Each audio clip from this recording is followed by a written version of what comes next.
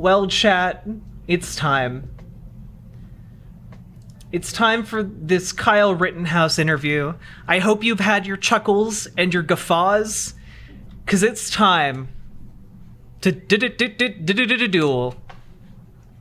Pills? Is there something else? What pills? Yeah, I was gonna invite.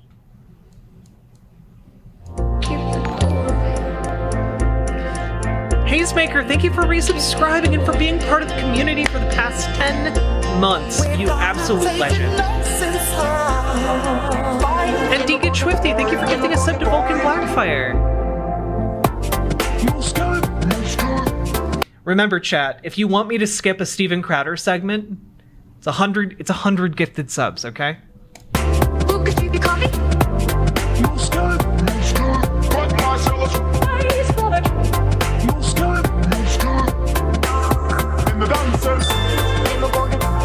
Started this, and then something funky happened with the YouTube. This is actually the most nervous I've been for an Ash Wednesday with a special guest. I don't want to say starstruck because I don't want to be insensitive, even though I am. I want to make sure I get this right. Dave, you can light your cigar during the. You can light it during the. No, I'm trying. Imagine describing yourself as being starstruck because you're meeting a child who killed 3 people, or killed 2 people and maimed another. Jesus. Sorry, like, even if you were like, I think Kyle Rittenhouse is innocent, even if you're in that camp, right? I still think it's really weird to describe it as, like, yourself as being just, like, starstruck. Yeah. Such a weird thing to say. Honestly, Steven Crowder is just a very weird man. Like, deeply, deeply weird. And not in, like, a fun way. I'm trying to do it now. Yeah, we'll light it during. And it's all right that you're starstruck around me. Look, I was kidding about the 100 subs. If somebody does gift that, if you gift it all in one chunk, I will skip this because I am a woman of my word. But we'll probably cover it tomorrow because this is honestly important to talk about. Yes, well, I never get over it, Dave. Every time you're in the green room, I urinate myself a little bit. I know. I think that's also because any of the other segments, though, are fair game. On the microwave. Look, show them who we have here. Piss my pants, forget who I am for a few minutes. Merry Christmas. This is, we have him here, Kyle Rittenhouse. This is Ash Wednesday.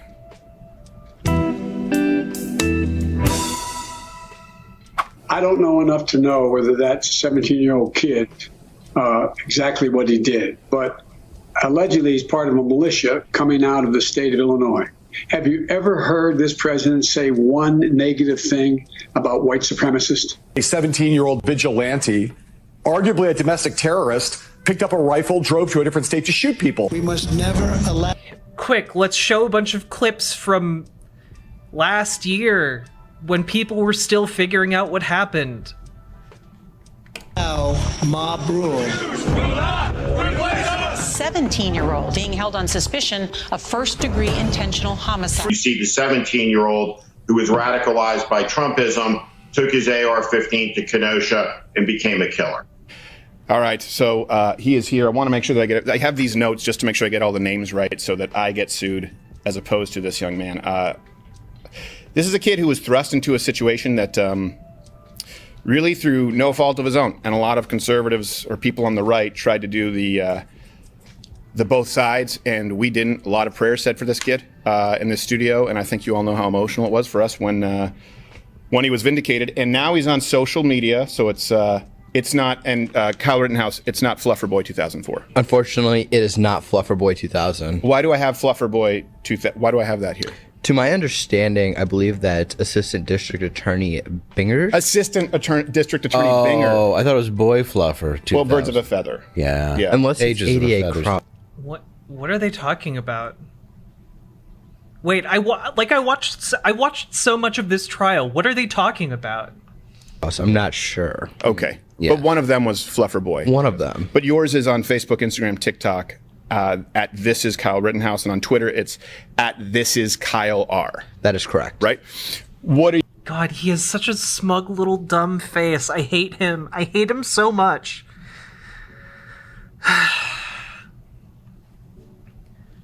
By the way, for the record, I do think that given what he was charged with, like this is the most, like, him being exonerated was the most likely outcome. It still doesn't make me feel good about the entire thing. What are you using the social for? Well, just to show my life outside of the cameras. You taking like pictures of your cappuccinos and shit? My lattes, Yeah. yes. My Starbucks. A little bit of ladies, right? Little Yes, bit of ladies. yes, Or do you yes, like the yes, boys? right. That's okay too. We got- don't know. We don't care. Only you, Steven. Oh well, thank you. Steven, you say you don't care, but one of your big bits for not even Halloween, for Thanksgiving was 2 dead gay skeletons. And you joked for like an hour about how they died from AIDS. I'm gonna go. He's sharp. Look at this. He's I know, tossing he's- it back over the and so poised too. I didn't. He's a polite young Midwestern man. Yes. Boy, man. It's all the man cheese boy. curds and brats we eat back in Wisconsin. Oh, dude, so delightful. I That must agree. be a polite young man who takes out the trash. That's right. I and I mean, he actually was cleaning up the trash in Kenosha.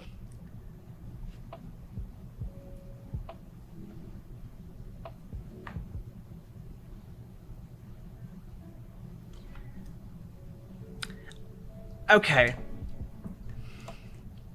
So, let me just say, all right?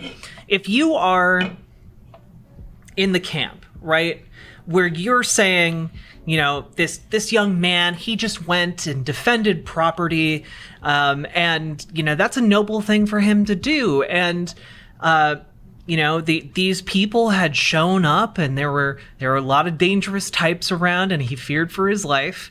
And, you know, he shot someone who he thought was trying to kill him, and, you know, he shot another person who he thought was trying to kill him, and then he shot a third person who he thought was trying to kill him. And also, you should be able to put your mind not just into Kyle Rittenhouse's shoes, but into the shoes of the other people who were there, right? Who saw someone just start shooting at people who were out doing whatever it is they were doing, and might have legitimately thought he was like doing some kind of mass shooting thing, right? He was, in effect, indistinguishable from someone who is committing a mass shooting to a lot of those people. In fact, they would have been justified in killing Kyle Rittenhouse, right?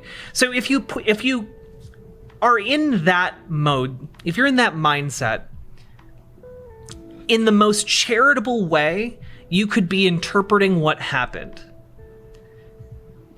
it should still be a tragedy. It should still be a tragedy what happened. People died over Kyle thinking that he might get hurt, or thinking that he might be in danger. That's not a good thing. It's not a good thing that anyone died here. And imagine like then going on shows and people are like, haha, you really took out the trash, Kyle. Haha. It's just like, and I knew what I was signing up for when I initially started covering this, right? But yeah, I mean, it's, look, if you're going with an assault rifle to an event like this, to a place where you don't really know anyone, to defend property whose owner doesn't even know you, like, you expected this to happen. And I think one of the big things that went wrong in the trial was him being overcharged, because it is incredibly difficult to prove intent. Incredibly difficult. Let's see. That's the kind of stuff about half my family has said. Similar vein to did them a favor going back there to visit his tents, to say the least. Yeah. So, I mean, like, either you think that Kyle Rittenhouse had a right to defend himself and nobody else did, or you think that, you know, these people just deserve to die because reasons, right? And a lot of conservatives have just kind of fallen into the camp of, yeah, no, it was good what Kyle Rittenhouse did because they deserved it. You know, look at their rap sheets. Look at they were bad people. Look at what they were saying. They were saying the N-word. And like, sorry, you don't just get to kill people for saying the N-word. I'm sorry. It's a terrible thing to do. Don't say the N-word, but you also don't get to kill people for saying it.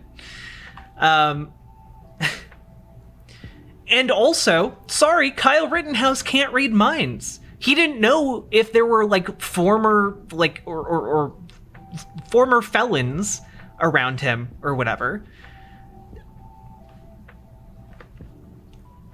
And I'm sorry, in my most charitable interpretation of the events that unfolded, it is a tragedy that Kyle Rittenhouse took those actions to defend his own life.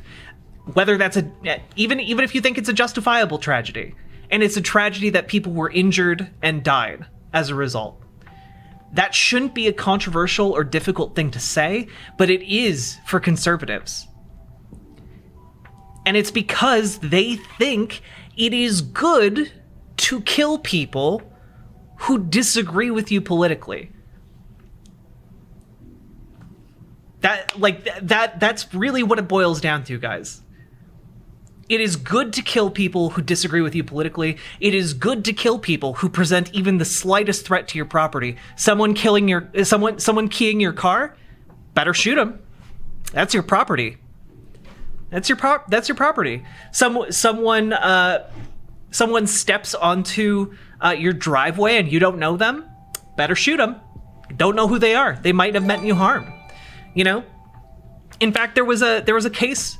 I don't think it's gone to court yet, but there was a case not that long ago of a man in Texas who got lost, and he pulled into a random driveway to look up directions on his phone, and the homeowner came out with a gun, shot into the car a couple times, and then as he was driving away, continued to shoot into the car because he was on his property.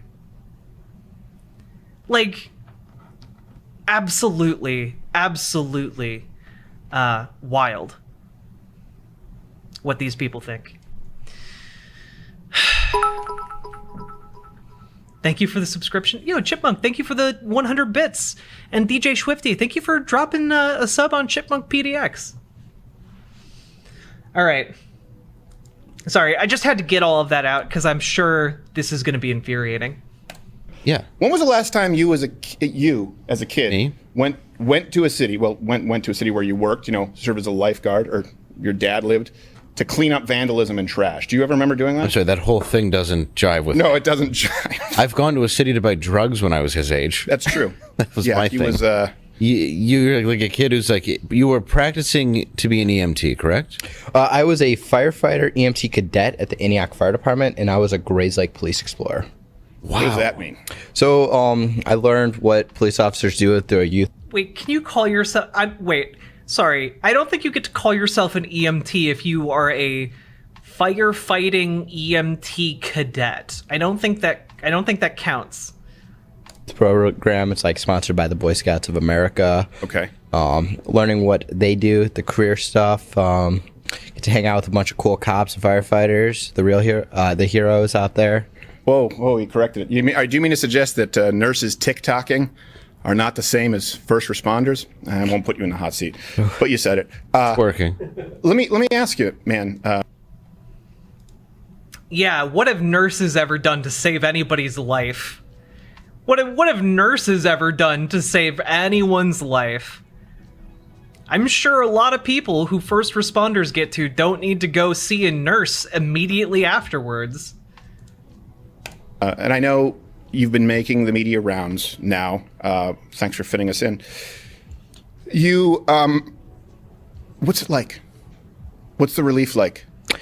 Being acquitted. Medical explorer in so high like school. You're walking up a mountain with about 1,000-pound weights on your ankle. Yeah, I look, guys. I watched a few videos about anatomy, and I saw a human centipede once. So I think I'm a surgeon now. Yeah. And then That was a tether. and then you're zip lining it down. That relief. Oh yeah. Because you fainted for real, right? I didn't faint. My knees buckled in. Is that what it was? Yeah. 'Cause you could see. I I thought was you like overwhelmed with relief. That's when you get that real feeling of just I can't. Oh, well, you know what? I've never had that feeling. It's got to be the greatest moment. Oh, 100%. Yeah. I And can then imagine. walking out, me and the sergeant for Kenosha Police Department, really professional guy. Yeah. We sprinted down the hallway, Yeah. getting out of that courthouse. Yeah. I'm sure. I guess you could say that's the first time I ran from a cop. There we go. Yeah, usually you're running toward them with Yeah, your right. hands up, with your hands actually up, Yeah. saying this is exactly what happened. And that was all misrepresented. So much this was misrepresented. And I know every that way. I have to be careful in what I ask you. If I ask you anything that you can't answer, Yep, no problem. just tell me. You tell me to. I'll throw my mug at you. Well, you know what? This is about an hour long. But that's a dangerous. It's a registered weapon. Unlike those asbestos tumblers. Really? Oh, those things are off. light. Well, I mean, you're not wrong, Steven. If you threw that mug at a cop, they would kill you. That is true. That is how some people operate. They're they go by feathers. Oh, well, I'll take this home with me. Okay, well that's fine. You can take several home with you. You brought some dogs here too, which we're dog people. Mm-hmm. I don't know why that's relevant. That's like a stupid Oprah question. It is. Do you like dogs? I love dogs. Yeah, we should really softball this whole thing. Yeah, we should softball this whole thing. What do you like, waffles or pancakes? Yeah, you guys were really planning to ask the hard-hitting questions, I'm sure. I'm so sure. Which one? I like crepes. Oh, I look like at this crepes. guy. He's Wow, fancy. I think I see a new Instagram theme. I don't know why his pinky's Crepe not life. out. It is. Treat yourself. What was okay? I do have some things that I genuinely just am curious about. You were, and I think a lot of people got this wrong. And by the way, we'll be taking some chat. Yeah, very curious, actually. Really good observation here in Vulcan Blackfire. Why isn't Steven wearing his customary holsters? Why isn't he packing some heat? You know, usually Steven Crowder likes to wear the holsters, project the tough guy persona. You know, you'd think with Kyle Rittenhouse in the studio, he'd want to be packing a few of his big revolvers in there or whatever he uses. I mean, after all, Antifa could attack at any moment. Interesting. On Mug Club. I keep looking to the wrong camera because we have it set up here for Ash Wednesday live. Guys, you can comment. Please hit the like button. I'm only going to ask this once because I don't want to interrupt our conversation, and we'll be taking your questions, your chat, exclusively on Mug Club, loudcrowd.com/Mug Club after this. So first, let me ask you, and I know Joy Reid said this didn't happen, but she's an idiot. Yes. When the president, if not outright said, their argument is he didn't call you a white supremacist. He just inferred it and showed a video of you with him narrating about white supremacy. I think that's bad enough. What was that like when the president of the United States, former vice president of the United States, was Yeah, gotta correct yourself there, Steven, don't you? dragging your name through the mud before you even made it to trial? Very disappointing. Biden's a former criminal defense attorney, so he should know innocent until proven guilty, but he decided to go guilty before being proved innocent. Well, he didn't practice. Well, he also didn't say you should go to prison. But Biden didn't go on TV and say Kyle Rittenhouse should go to prison. And I need to clarify something for y'all. You guys realize it's not illegal to be a white supremacist in America, right? You guys realize that. There are tons of white supremacists in America. You got Proud Boys who openly identify as Western chauvinists. You got the KKK. You got a lot of different organizations that are openly white supremacist organizations. And you've got, to lesser degrees, organizations that are informed by the same white supremacist type of ideology or motivated by it, right? Just being a white supremacist and saying awful shit doesn't get you sent to prison in America. Like, sorry, Joe Biden can go on TV and call you a white supremacist. Like, can say Kyle Rittenhouse is a white supremacist. He can just outright say it. It would still be okay. It would still not be illegal for him to be a white supremacist. And I do have to say, Donald Trump explicitly went on TV numerous times and called entire groups of people or specific actors horrible, horrible things, imputing character, like saying that there were elaborate cover-ups, saying that people were lying about him. He made direct allegations and claims that were at no point able to be, like, you know, found true. He just said shit. Isn't being misrepresented a regular Monday for people of color? I mean, absolutely. Yeah. I mean, just look at how mugshots are treated in the media. The shooter, the high schooler who got arrested. I mean, they were throwing up a picture of him praying as like his picture for articles about how he killed like several people, shot up a school. I don't know. He hasn't. I mean, if he did, it was like for 6 months. He like clerked. I mean, he's been suckling at the government, the public teat for his whole life since he was like 27 years old. Yeah. I've also heard rumors his memory's fading. Yes. Unsubstantiated. But Mr. President, I hope you see this. I'd have a sit down and I'll explain the facts to you so you can understand them. So he just heard a cow. What a little shit. What a little shit.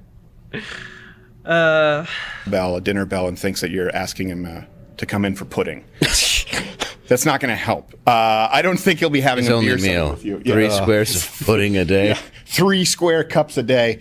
Yeah, but you're saying, okay, were you scared? Did you think that the fix is in at that point? When you see the, most powerful office in the land sounding off, in my mind, I would go, he's emboldened here for a reason.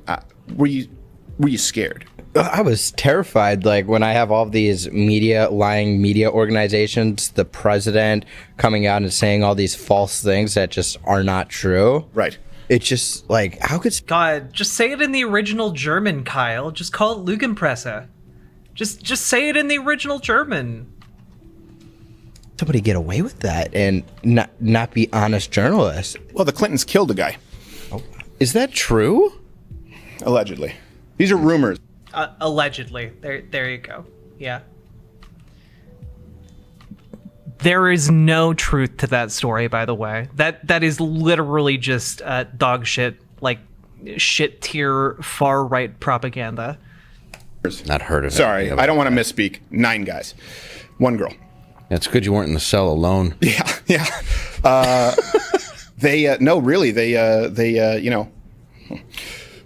That must have been terrifying. And then it's even worse than that. I talked about this on air. You have the entire media entertainment industrial complex. You have the former Vice President of the United States, Joe Biden. Not even liberal station. I mean, some backed him up, but yeah. I mean, every news station jumped on white supremacy right instantly. But then in the trial, was there ever a moment where your blood ran cold when you found out that the FBI had either withheld or lost the HD footage? Well, did your blood run cold when I remember when I realized that, I thought, oh no. The footage was fine.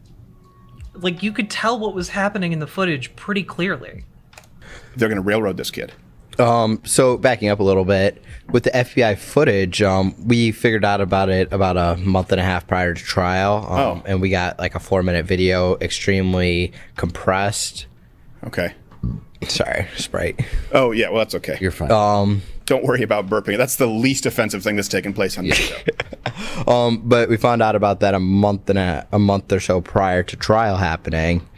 And apparently the state had that for several months, that video, and it wasn't sent to us. Wow.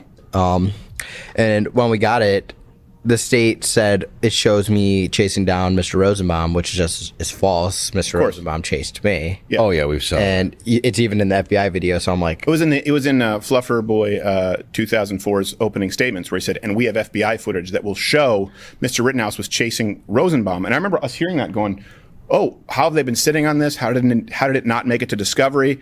I thought maybe there was something I had missed, and then he showed it, and I'm like, "Well, it's the exact opposite." Exactly. What you said.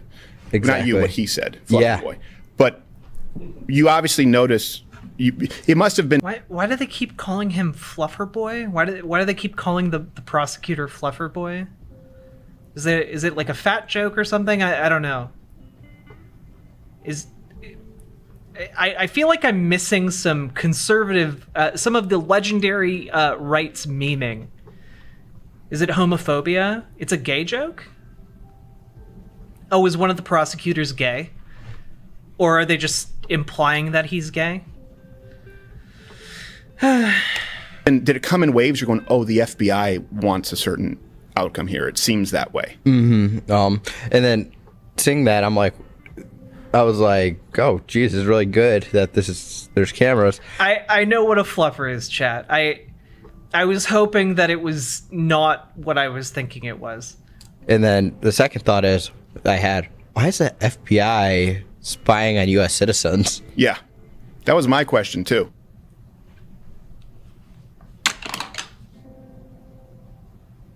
Chat.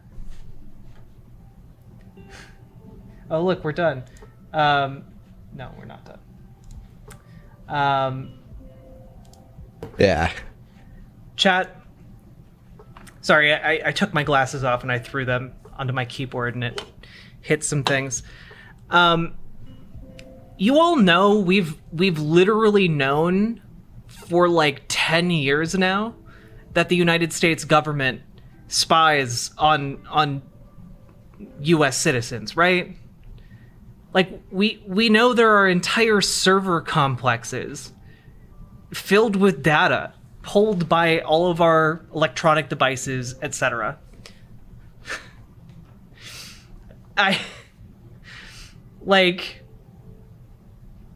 Yes, the government probably spies on you and intercepts your communications. Yeah, we know because of a little man named Edward Snowden. Yeah, it's almost like they're an intelligence agency. And it's just like... Chat, if the FBI wanted to set you up, if the FBI was dead set on setting you up to take a legal fall, you would take the legal fall. They can do that. There are ways and methods available to them to ensure that happens to you. Is how many other riots that were taking place had drones, or they claimed, I think at one point, a Cessna, like a manned vehicle. How many other riots have this footage? Yeah, Do they right? have footage of the man who shot David Dorn? Do they have footage of the, over a dozen people who were killed at these riots, the cops who were... And They haven't caught the people who shot David Dorn, have they? I don't know. It's very I don't know if they're looking. Yeah, I don't know if they're looking. And for people who don't remember, he's the man who was shot dead, was a longtime St. Louis or an area in Missouri. I don't know if... Yeah, the cops, very famous for not looking for murderers of white people. Very famous for not looking for murderers. Chat, the police only forget to look for murderers when they're black, all right? When they're black, and when they're women, and when they're sex workers. If it was St. Louis proper police officer who was retired. Sorry, I know I keep pausing. Sorry. There was literally a case, chat, there was literally a case. I think it was in L.A., somewhere in California, where a serial killer got away with murdering people for like decades because the cops never looked into a long string of murdered black and brown prostitutes. This is a thing that happens all the time. But you know whose like disappearances, whose murders always get investigated? White folk. Always. Hired and shot in the street over a television. Black guy, by the way, before you go with the white supremacy angle again. Which that is one odd when one of the people who you defended yourself against was screaming the N-word over and over again at a gas station. Oh, that's a question. Maybe it's a little bit light. So, you were there when he was screaming the N-word repeatedly, Rosenbaum. I wasn't at that gas station, but I saw the videos. But the one time I did hear Mr. Rosenbaum scream the N-word, I was with Ryan Balch, and he came up to us. I was asking people if they need help. I was helping the rioters with first aid. And then he came up, he said, "I'm going to fucking kill you, you N-word." Wow. And then the second time... I love how we say N-word, but... What? I see you, Sokka Dragon. We'll be done soon, okay? You can say fucking. Even though you're quoting someone else, and I think it's best. Yeah, I think it's best because we played the clip and we were accused of using the N-word on television because we're like, this is what he said. I didn't want to whitewash it. But sorry, continue. So this is when you saw him, and then I was like, okay, and we moved away from him. Most casual. You're like, so you don't need help then? Yeah, like Grandpa Simpson walking into the brothel and walking back out when he sees Bart. So, okay, so what? I'm pretty sure that GIF is of Grandpa Simpson walking into Moe's and then walking out. I don't know. Red flag. Yeah, very big red flag. He was setting fires everywhere. I saw him set a trailer on fire. He's walking around with a chain. And a mental hospital bag, is that correct? That's what he threw at you. When he threw it at you, did you know it? You're like, oh my God, Percocet. Like, did you see what was in it? I didn't know what it was in it. I thought it was a metal chain because how it was shining through the light. I know it's not a metal chain now, but that's what I saw when it was thrown.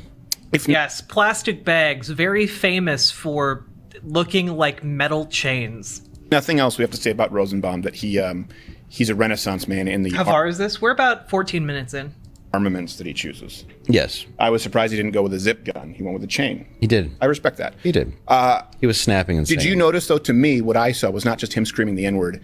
Oh, but gotcha. that there were black guys around him who didn't do anything, which tells you he's really crazy. They were just like, oh my God. Yeah, when you don't punch that guy, he really seemed insane. Like, he really did seem... Did you get that vibe when you saw him? Did you get that just that vibe of danger, I guess? I noticed somebody who was like threatening to kill me. I'm like, nobody threatens to kill somebody. It's not normal. Well, I threaten to kill Dave all the time. Hey, it's okay. You guys have a little bit of a romance going on. We do. Well, yeah. Then he asked me to spit in his mouth. I'm like, come on. Steven, we all saw behind the scenes. I say surprise me with it. Yes. That's like, he just goes, he shows up in a corset and says, do you like surprises? That's how I like my coffee. So I had to ask Steven to change. He was wearing lingerie for Dave before I came here. That's true. Well, I wouldn't call it lingerie because I'm French Canadian. Plus, there's true. The guy screaming the N-word and supposedly setting fires and throwing a chain around, at the very least, didn't murder two people. That's cool. Way too much exposed. Yeah, I would call it a string. I mean, I wouldn't. Yeah. Well, I mean, honestly, it was just a pair of socks. He likes me to wear a little something. Yeah, there's definitely some stuff popping up. Yes. They got the doilies on them. So we're going back to Rosenbaum, but the FBI, to me, that was what? Just socks. My attention is aimed at this child, not this child. Yeah. Yeah. I got a cigar. I'm surrounded by children. So. The FBI, though, to me, that was really scary. I think for a lot of people, they realized, okay, in this case, I don't want to tar and feather everyone at the FBI. In this case, there's a politically charged agenda if they didn't give them this footage. At least behind someone, right? Yeah. Yes. But in this case, I didn't see this as a political case. I saw this about a case of self-defense. That's how I looked at it. I know a lot of people disagree with me, but that's how I saw it. Yeah. Well, I think that's what it was. It was the right time for the media to build up a story that they wanted, and they used you, and that's terrifying, I'm sure. Yeah, especially just being a normal 17-year-old kid who was attacked, and next thing I know, everybody in this world apparently knows who I am. Yeah. Well, attacked I can't imagine. and I don't want to, and you let me know if I'm going to attacked by I mean, you didn't know at the time, a child rapist, who, and this has nothing to do with you exercising your right to self-defense, but it also goes back to this idea of the sort of these reforms that we've seen. This is a guy who really probably should have been locked away for life. Yes. Based on the crimes that he had committed. Just like you see people in New York, with this sort of cash bail, they go out and they commit violent crimes again. And unfortunately... True. Anytime someone commits a violent crime, they should be locked up for the rest of their life. Good job, Steven Crowder. I'm sure that'll work beautifully. Everything's fine. Law-abiding citizens are the ones who get vilified. People would say, well, you had no business being there. Yeah, no. So here's my take, Carlos Rocker, right? I don't think that Kyle Rittenhouse is a white supremacist. What I think is that he is a young kid who grew up surrounded by a culture very much informed by white supremacy, and to a large extent has internalized a lot of those tenets.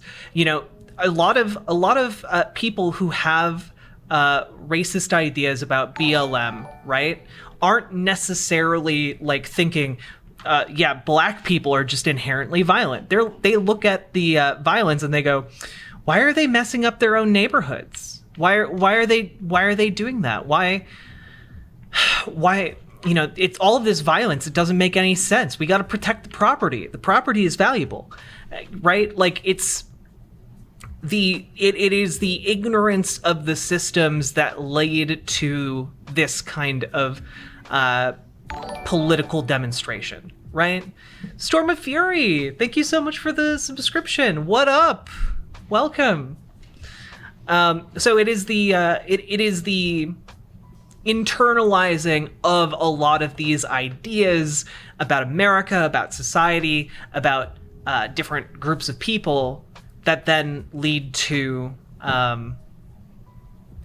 actions on that point, right? So I think it is fair to say that he was motivated to some degree by white supremacist ideas. I don't think it's fair to say that he himself is a active white supremacist. No, we did not finish the Steven Crowder video yet. We're still working through it.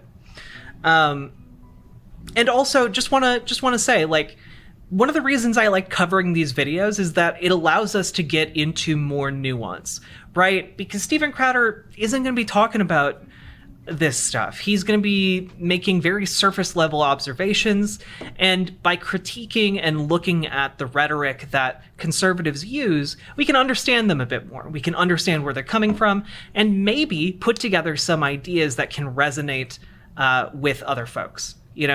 So to reiterate, don't think that Kyle Rittenhouse is a white supremacist. I do think that, like a lot of us, he grew up in a society highly informed by white supremacist ideas and rhetoric and structures.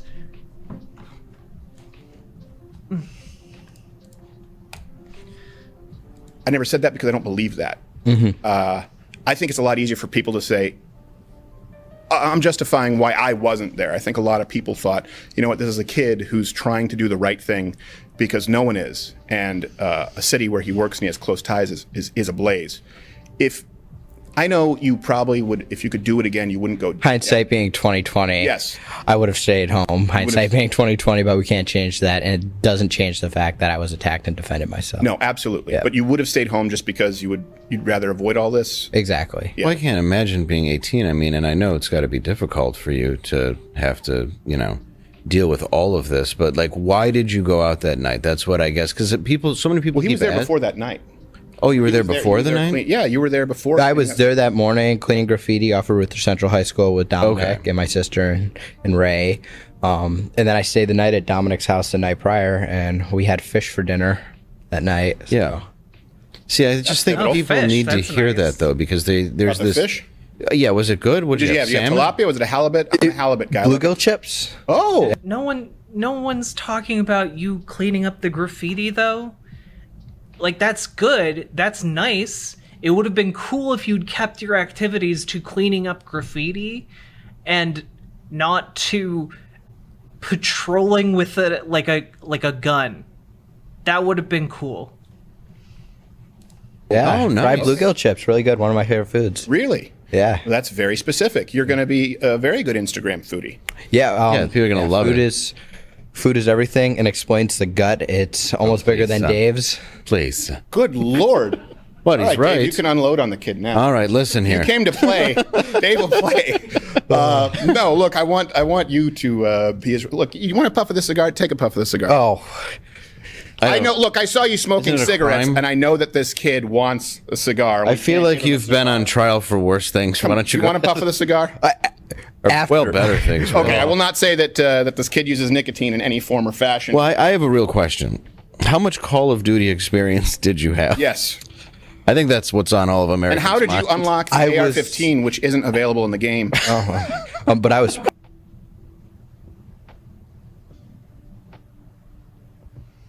Oh wait. Hi, I would like to know how big is your girl dick? It's too big for you. Prestige 27 in Call of Duty Oh, okay. before this all happened. Wow. I think, Now I'm only like Prestige 6. I don't know what that means. I don't have a clue. Did you rescue the princess? I didn't rescue the princess. Well, then. Yes, at the very Yeah, That's- if I rescued the princess, she'd be right here with me. Yeah. Oh, there you go. Well, we have Dave, That's good enough. Can I get a tiara? Yes. and only a tiara. Yeah, I'll be back with socks and a tiara.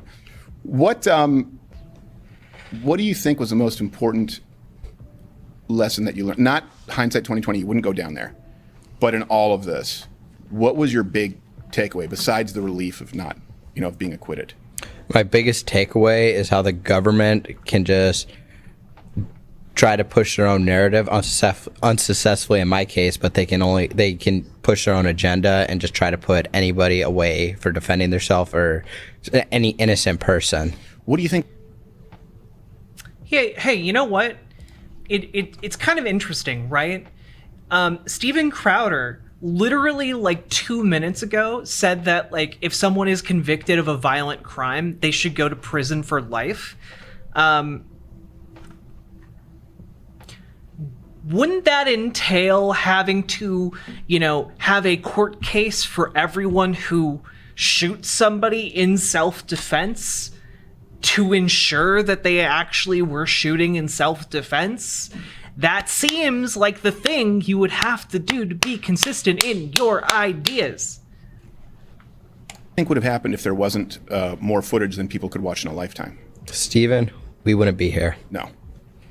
You think you'd be locked up? I think I'd be in jail if there wasn't all these videos. And that's most people. Mm-hmm. That's to me what's so scary. Yeah, if There was all the footage, and it didn't matter anyway. That's when people say we're divided in this country as though we need to reach across the. Look, Carlos Rocker, the unfortunate thing is this kid is going to be set up for life, okay? He's going to be speaking at every single CPAC for the rest of time. He is going to be a poster child, and I'm not going to lie, it is likely that at some point he's going to make it to Congress, okay? That seems real dumb and far-fetched, but I gotta tell you, the right is intent on making this kid a hero, and you can tell by the way they're treating him. The aisle where I go, well, look, there's all of this footage, and it doesn't matter anyway. I think that you were really a line in the sand for a lot of people, for them to wake up. if there wasn't any of this footage, the state would have been able to push their own narrative and say what they wanted to say, and they may have got away with it. Did you feel when the jury was deliberating that there was a good chance that they were looking almost? Do you think he'll actually run after he just hated on the government? Yeah, I think he will. I think he has a very bright future ahead of him, and that future includes a lot of money in it for him if he does. If he does. for a guilty plea because it was taking so long? I don't know. I don't know what happened in that deliberation room. I don't know if I'll ever know. But after the second day, I was getting nervous. Oh, I bet you were. There was probably one soccer mom holdout. Yeah, probably. But Was there a Karen on the jury? I'm not sure. You don't have to say the type. Hey, one second. What's going on, guys? Are we okay? Are we good? Okay, because Kyle's looking at you. I know they're walking around here, right? Like the Keebler elves. They're Just ignore them. distracting me. Yes, I know. They're distracting all of us as well. Come on, this kid. Like, well, first of all, you can't sue the state of Wisconsin for prosecuting a possible murder case. Sorry, that's not how that works. And second of all, like, I don't think choosing to prosecute a case where 2 people died is like a really weird thing for a state to do. It's literally their job. You can definitely sue for certain things in the trial, but I respect your opinions. I mean, I guess if that's what you think, but I guess that is what you think, but I guarantee you that case would be a non-starter. Let this kid tell his story. You guys are distracting Let me. him tell his truth. You said you're burning your AR-15? I'm having it destroyed. Destroyed, right? Yeah, because burning it probably wouldn't work. Yeah. Why is that? It's just something I don't need. I don't want it back on the street. I had to defend myself with it. I don't think it should be propped up in a museum like a lot of people think. I think it just needs to be destroyed. Oh, they gave it back to you? No. We're putting in a motion for that's what it is. Okay. For the police department to send it off to be destroyed, and I think we're going to send one of our guys, one of our people with it to make sure it is destroyed. Okay. Are you going to get another one? I don't know. You going to get some firearm? I don't know. He's going to get a firearm. Well, might have. I might have to. Yeah. I'll get a Nerf gun. Yeah, he might. You know, he's gonna. Because just piss off the pedophiles. That's a good way to go about it. What? Steven, he's an adult now. The pedophiles aren't after Kyle Rittenhouse, okay? You might see. Yeah, I don't know if that's buying like, a Nerf gun. I don't know if a Nerf gun with a serial child rapist. That's like a rape whistle that calls more rapists. I'm not sure. I think so. It's Nerf or nothing. I haven't seen It's not going to be nothing. I haven't seen the ads for this Christmas. What do you want for Christmas? What do I want for Christmas? Yeah, well, I for got real. my Christmas gift, freedom. Well, there you go. There you go. But what do you really want for Christmas? Yeah. Besides freedom. Yeah, besides freedom. Oh, what? I mean, that's a good answer, Amy Grant. Listen, I'm going to ask some questions nobody's asked yet because people want to know. I mean him saying that he wants freedom for Christmas. I think it's a good. Well, we're not going to have it much longer. No. So we might as well enjoy it while we can. Right. So, what do you have anything that you want specifically? What do I want for Christmas? Oh. Everybody in this world to just stop fighting and unite as one instead of being politically divided. Just everybody to be together. And well, they're kind of doing. Yeah. Just everyone get together. The homophobes with the gays, the transphobes with the trans people. Nothing wrong with that. Just come together. It'll be fine for everybody involved, as we know historically. Next on with the China. list. We're gonna have to move on down. I don't think that one's coming down your chimney this year. What would I like? Something that we could buy for you. Take a hint. Yeah, we'll send you You something. want to ride 2 speedboats like skis? He'll pay for it. We can make it happen. Yeah, at least lease them for a couple of months. I don't. Just be with family. Eat food. Spend time with family and relax. Yeah. How long were you Nine-tailed witch, locked thank up? you for the follow. I was in jail for 87 days. Dang. What was that? Do I have you topped, Dave? You do have me top. Oh. How long were you? Yeah. I had only been in jail like a few days at a time, and then I was locked up once in a mental hospital for 20, and then 60 maybe in a juvenile rehab for... Yeah, different childhood. Yeah, I wasn't like you. I wouldn't have been going there. I would have been... Well, if people had drugs for sale, I would have ran. Yes. I would have been... You were going through everyone's Trust me, hospital if I bag. saw the cops, I'm not running at them when I'm 18. No, he's absolutely not. And you are running at the hospital bags. There, you're going, what's in here? Yeah, oh no, certainly I would look through it and be like, oh, cool, lithium. He used to wait outside of the mental hospital and pop people in the head so they drop their bag like a piñata. He'd be like, oh, look, Vicodin, Percocet, great. And he would grab them. Made a lot of money. He's a degenerate. It's okay. Degenerate. Let me ask you this. I wanted to ask, because I saw your reaction when Binger asked, I want to make sure I get this name right. So it was Richie McGinnis, where Binger said, you had no idea that he was reaching for Kyle's gun, or he was trying to take Kyle's gun. And Richie McGinnis said, who was called by Binger, the prosecution, said, Yep. well, he reached for his gun and said, fuck you. So I saw you start kind of trying to hide back, as intense as it was, a smirk. Do I have that about right? Yeah. So I was like, why is he asking these questions? Like, this is what Richie was saying, and this is what I was hearing and saying. Yeah. Like, it's on video. Yeah. But were you dumbfounded as to how Fluffer Boy 2004 could ask that question? He rightly admitted it. I mean, did that give you a huge amount Well, that's of Gage relief? Grosskreutz. Yeah, I was going to get to that. Oh, I thought... No, this is the guy who was with him who... no, sorry, I always get them confused. This is Richard McGinnis. Richard McGinnis. He was the one who saw the guy reach for your gun. Yeah, the guy saw the guy reach for the gun. So that was a big one, but I remember you smirking at that. But then, did you go, that's the moment that changed the case, when Gage Grosskreutz admitted that you only shot when he came up and aimed at you? Because that was, for everyone here, we said, whoa, when that happened live. Well, the moment To be honest, and I said it, I've said it before, I'm going to say it again. Grosskreutz would have been justified if he had killed Kyle Rittenhouse. Absolutely would have been justified. And 100% textbook self-defense kind of shooting there. That is one of those situations where both sides kind of had an excuse. Kind of had the self-defense excuse. But, like, these people weirdly won't acknowledge that.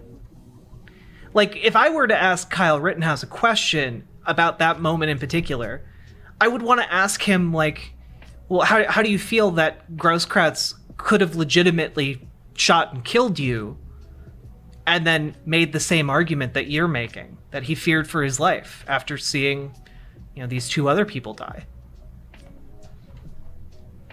They both had equal grounds for self-defense. That would be a more interesting question to see Kyle grapple with.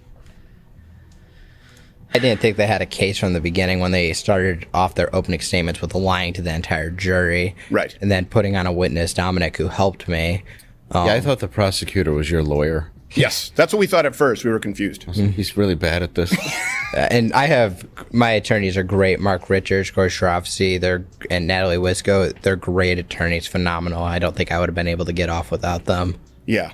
Even though you say that they didn't have a case, the prosecution, and they were lying, but it still must be in the back of your mind that, they can railroad you if they want. Yep, 100%. And then with the Gage testimony, Attorney Shravsky said it wasn't until you chased him down, lunged at him, went for his gun, and pointed a gun at him till he shot you, correct? And then he said yes, and that's when you see me have a huge sigh of like...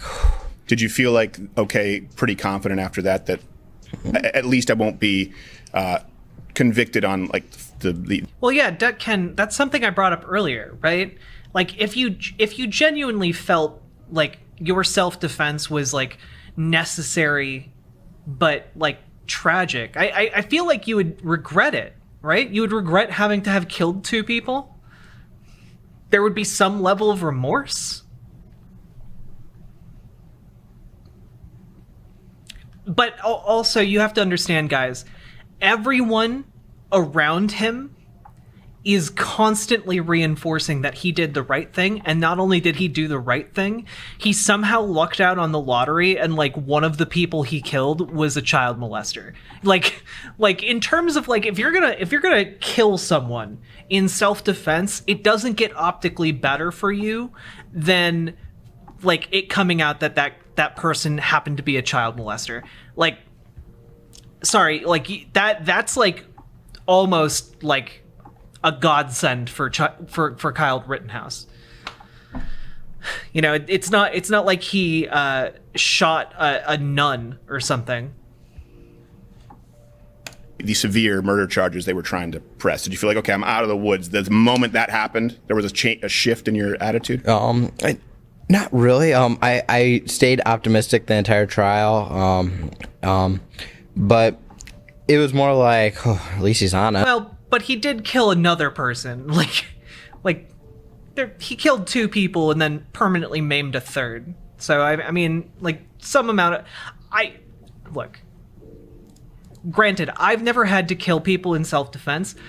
I would be pretty fucked up about that. I'd be pretty upset if I had to take a human life. I'd be upset about that. That would be upsetting to me in the extreme.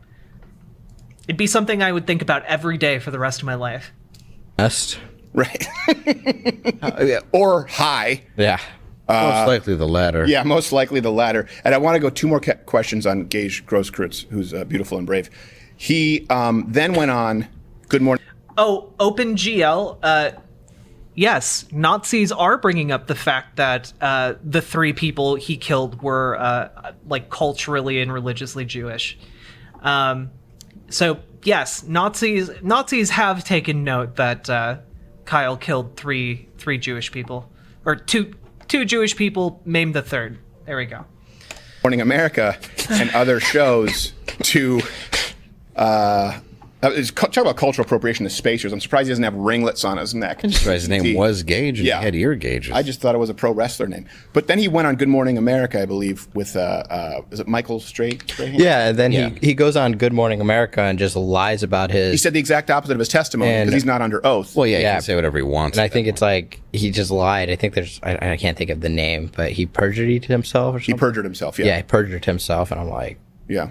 Just if you tell want the to become truth. a lawyer, you might need to learn those terms. Well, he said on the stand, I believe, that he said, I'm going to effing kill you, right?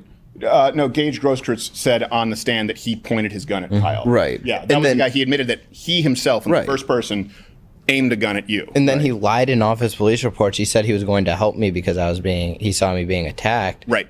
And then he said... A weird way to help. These are the reports where he failed to mention that he had a gun? These are the reports where he doesn't mention that he has a gun. Kind of a big deal. Yeah, you would think. Like, oh, and by the way, he remembered all these details. It's only a homicide trial. Yeah. You may want to include that you had a gun. He included a ton of details. I mean, he remembered if you were wearing boxers or briefs, but he didn't remember that he had a Glock 27. I thought it was odd. Yeah. Exactly. Well, and he drove farther. That was amazing. Yes. The map. It's like he lives 35 miles farther than you. You know, he didn't know. The guy just someone, I'm like, can someone get this guy an old VHS of Dora the Explorer? Get the map song up here.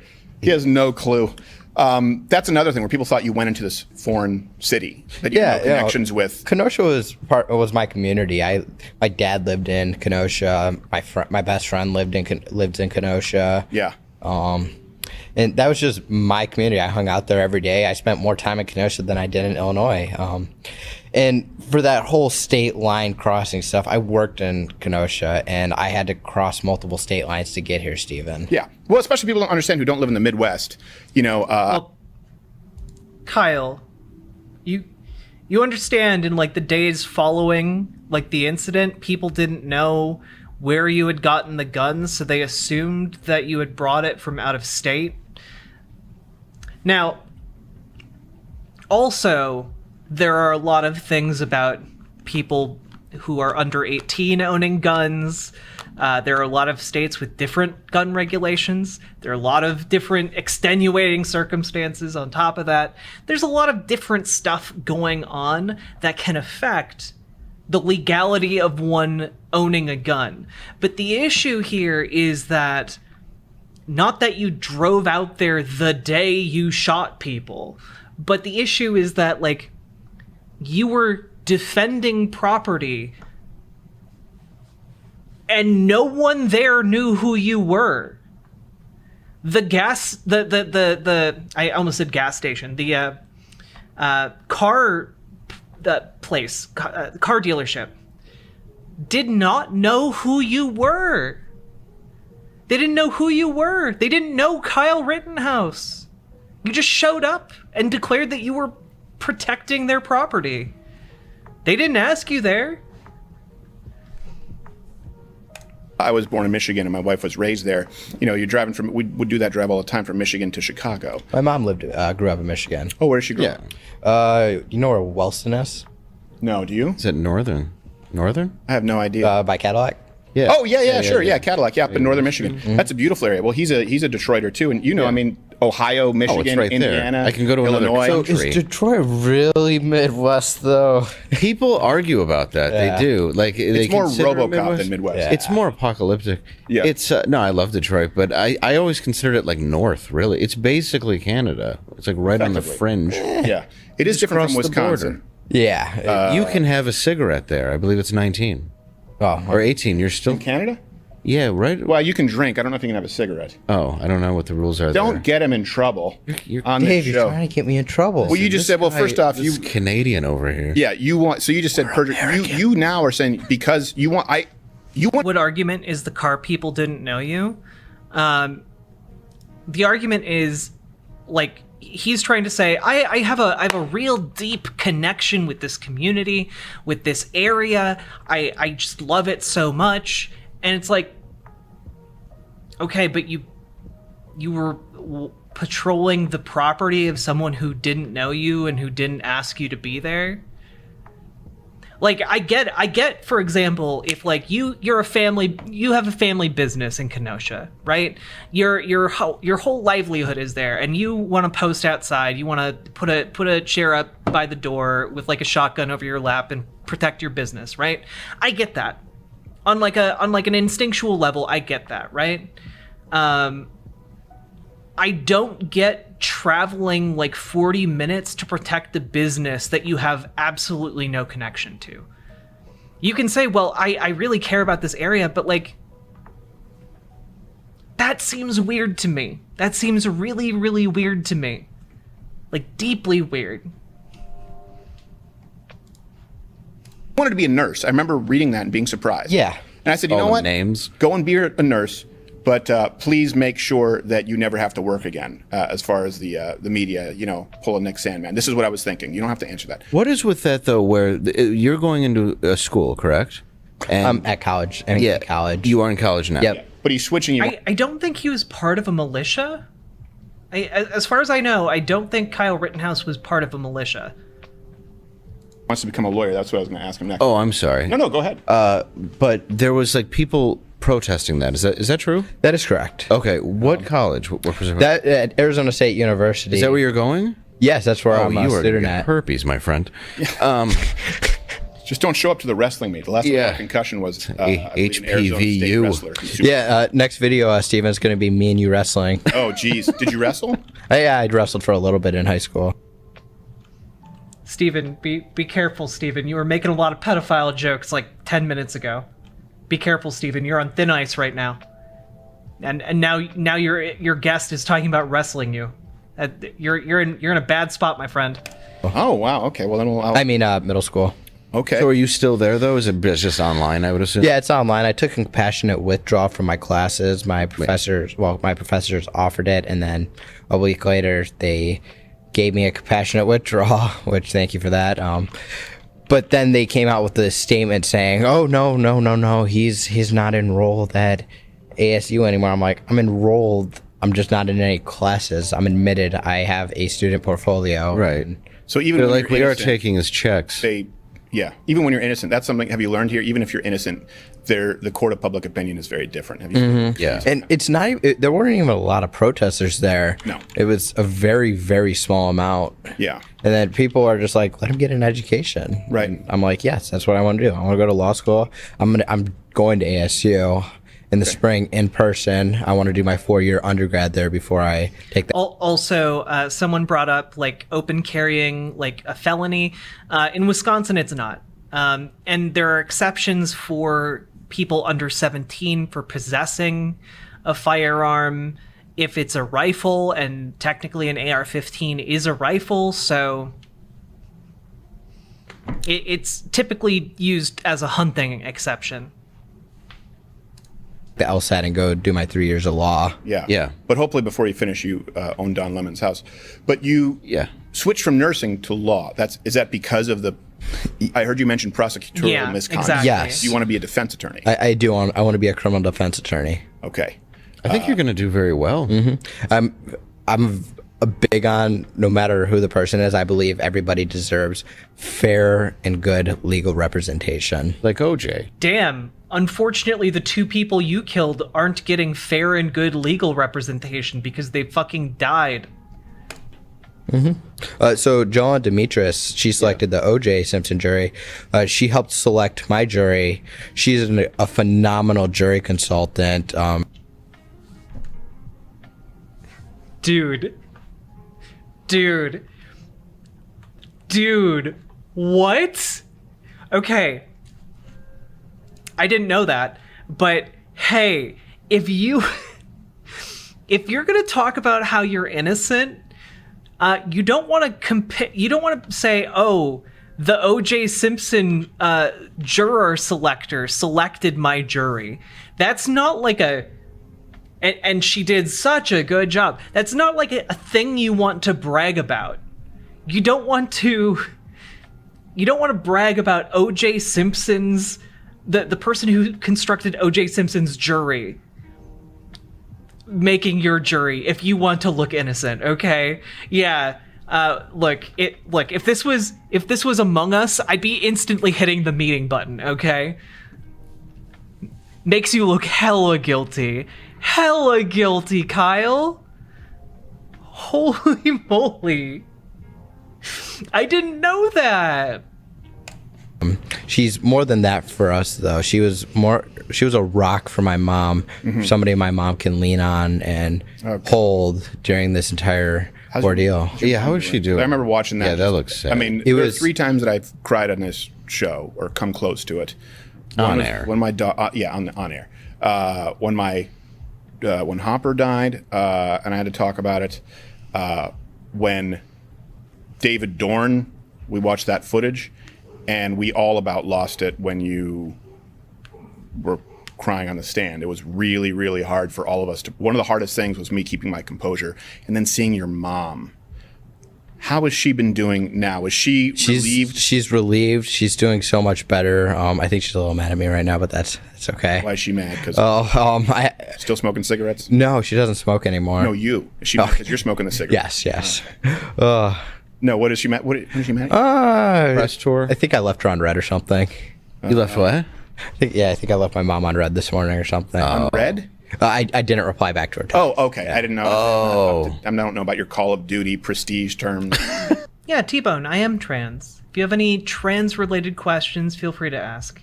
Texting. You don't play Call of Duty, Steven? No, I'm married and have twins. You have twins? Yep, just had twins. And oh, thank God. It's safe, folks. If you play Call of Duty online, you will never run into Steven Crowder. Okay, you're safe. Didn't play Call of Duty before. Congratulations. Thank you very much. Yeah. Both boys or both? One boy, one girl. Nice. So identical? Yeah, I don't. They look just like. I don't fully understand. Identical beard and everything. He looks like me. He does when he smiles. He has, the weak jaw, unfortunately, and a little upturned nose.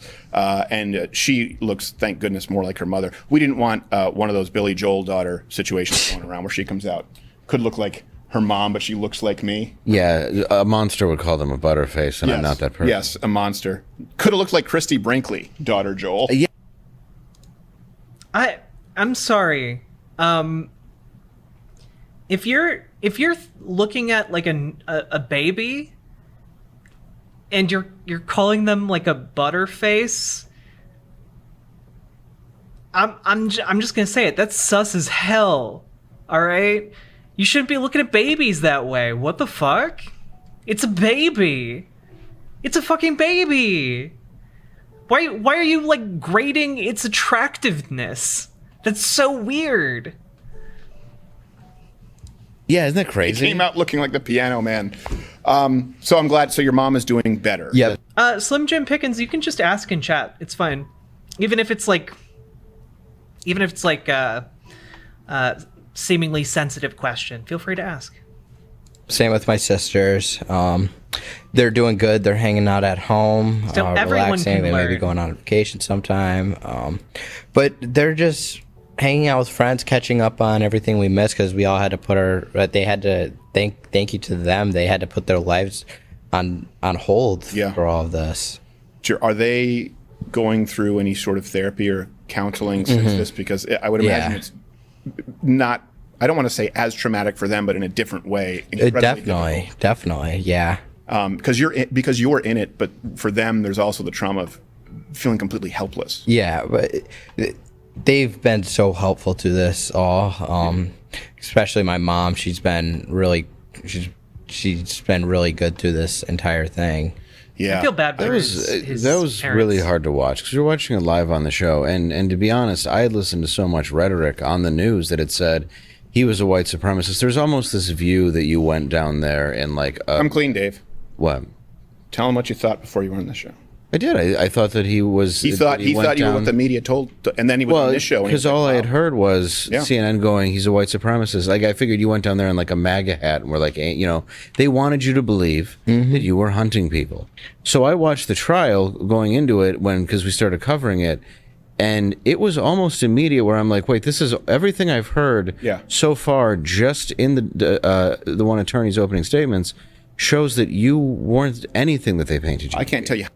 Wait, did his parents like give him like arm him, or were they under the impression? I don't know what his parents knew about what was happening.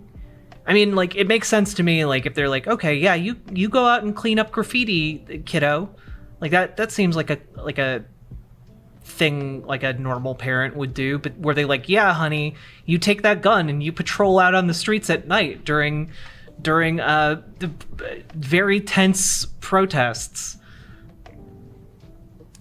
How many people, when I would talk with them in person, would say, wait, the people he shot were white guys?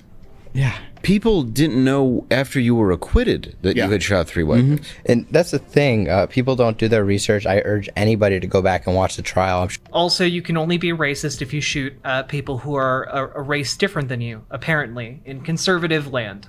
Sure, Stephen will link it in the description. Yes, we'll link it. We'll have all the references, yeah. Yeah, we have to. So anybody, just if you don't know the facts, just go back and watch the trial. Spend like 2.5 weeks watching it, and just learn the facts of the case, and then make up your opinion after. What do you think is the most, if people have to come away with 1 or 2, the most important key facts that the public perception about which is wrong? What do you think is the key fact that people think, or the misperception that people have that is most pervasive? That I didn't cross state lines, and that rifle I was carrying was 100% legal for me. Well, I don't mean to be an ass, but naturally here I go. As far as misgendering, I wouldn't ever do that intentionally. You want to be called Captain Dave Big Dick? I'd be honored to do so. Okay, like, what is the question though? For me to carry. Yeah. Dude, that is the one that I keep having to tell people as well. Yep. I think you're right. I think that is the number one thing that is completely... Because I saw an article today where they're like, he crossed state lines and carried an illegal firearm, and I think it was an article that said I was in self-defense, but they said I crossed state lines and my firearm was illegal. Right. Why does that one bother you more than the idea of white supremacist? Why is that the one that sticks in your craw so much? That's the one I hear the most. Okay. That, and again, on the white supremacist stuff, it's just false. Right. Yeah, it's not a white supremacist. Well, that was the first charge dismissed, too. The gun charge? Yeah, the firearm charge. Because from the beginning, I said, I don't think he's going to get. Quarter Black disagreed with me. He was like... let's say someone is misgendered. Is it the worst thing ever? Oh. No, like, misgendering happens a lot. Like, it happens to trans people a lot. The difference is there is a noted difference if somebody tells you that they're trans, tells you what their pronouns are, and then you start just intentionally misgendering them, right? That's when it becomes a problem. That's when it becomes more hurtful. It's still like minorly hurtful to trans people to get misgendered on accident. Like that doesn't feel good. But like there's a big difference between those two things. In one, you're acting from a place of ignorance, and that is, that's fine. Like calling someone Robert when they prefer being called Bob or something like that. You're acting from a place of ignorance, and then they tell you, well, I would like to. I actually go by I actually go by Bob, and then you just continue calling them Robert, right? Like that's kind of the thing, right? Now imagine that, but amplified by like 100 times the severity or level of importance, I guess. But yeah, like most trans people aren't like losing their shit over being misgendered. It's mostly when like you come out to your friend or come out to your family and they're like, well, okay, but I'm not going to gender you correctly. I'm not going to call you what you want to be called. And I'm going to do it intentionally even more around you to continue to disrespect you and continue to tell you that I disagree with you. So, yeah. Does that make sense? I don't know. I think they're going to railroad this kid. I said I genuinely believe. Wait. I have my opinions about trans. Yes, I know what scare quotes are, but I'm highlighting for the topic/subject. I don't care how people identify. I even have quite a few trans friends who are absolutely amazing. I mean, that's cool. Yeah, General Bad Wolf. That is very cool. I wouldn't care, but I don't base my personality around my sex. But isn't kind of learning But isn't it kind of a learning experience? Like, pick up that pain and bear it. I don't know. Maybe it's part of you or use it to grow. Well, Slim Jim Pickens, the difference is that there are a lot of people who will just continue being assholes to you. And it also isn't just like people being assholes to you. There are people who, if you use the wrong bathroom around them, will try and kill you. So imagine it's both the situation of like basic respecting of someone who wants to be called something else, right? There's that issue, but then there are like existential issues attached to it where you could be in genuine danger if somebody is misgendering you. You could be in a genuinely dangerous predicament and you have no idea how to tell, right? So that's kind of why it's a much bigger deal to like trans people than it is to like someone whose birth name is Robert but goes by Bob, right? And I'm not trying to be like angry or yell at you. I'm just explaining why it's like a bigger deal, right?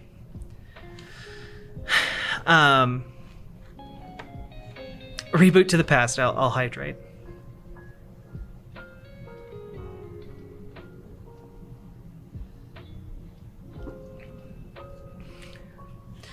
Well, yeah, Slim Jim Pickens, if you have to go around in public to do your job or to go shopping or to do anything, there's actually scientific evidence that shows that trans people have a higher rate of urinary infections, specifically because their kidneys get backed up and like sick, like their kidneys start failing more frequently than cisgender people because they're afraid to use the bathroom in public. Because if a trans person goes to the bathroom in public and they don't pass very well and goes to what someone perceives as the wrong bathroom, like if a trans woman who doesn't pass very well goes into the women's restroom, someone can get really upset. And that can be a real danger to you physically, right? And there are other circumstances. If you're too masculine as a trans man and you go into the women's bathroom, that can also be really dangerous. And this actually happens with like the bathroom. There are places that have tried to implement these bathroom policies that are like to exclude trans people or to like, only biological men in like the men's room or whatever. Those kinds of policies actually cause more harm to cis women because there are very butch, masculine-looking cisgender women who also need to pee in public.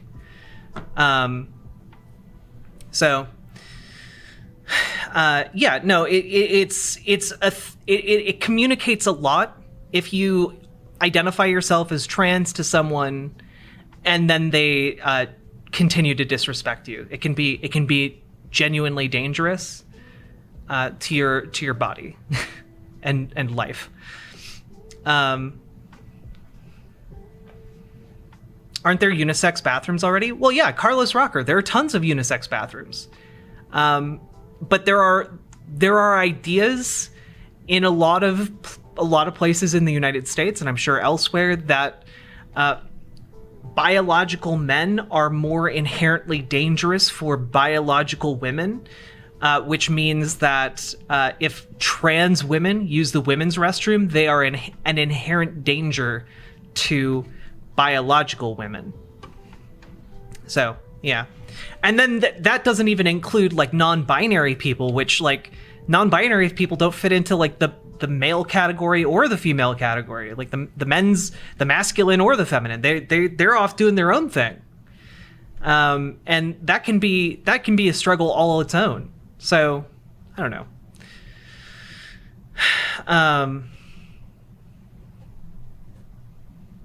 So, yeah.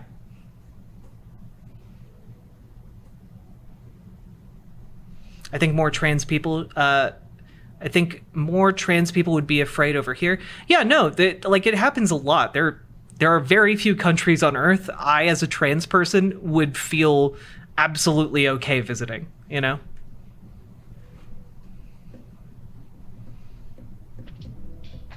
And yeah, like the idea of like trans people like freaking out over being misgendered is largely like a right-wing stereotype that isn't real, right? Like, I put up with being misgendered without throwing a fuss about it for like 6 years.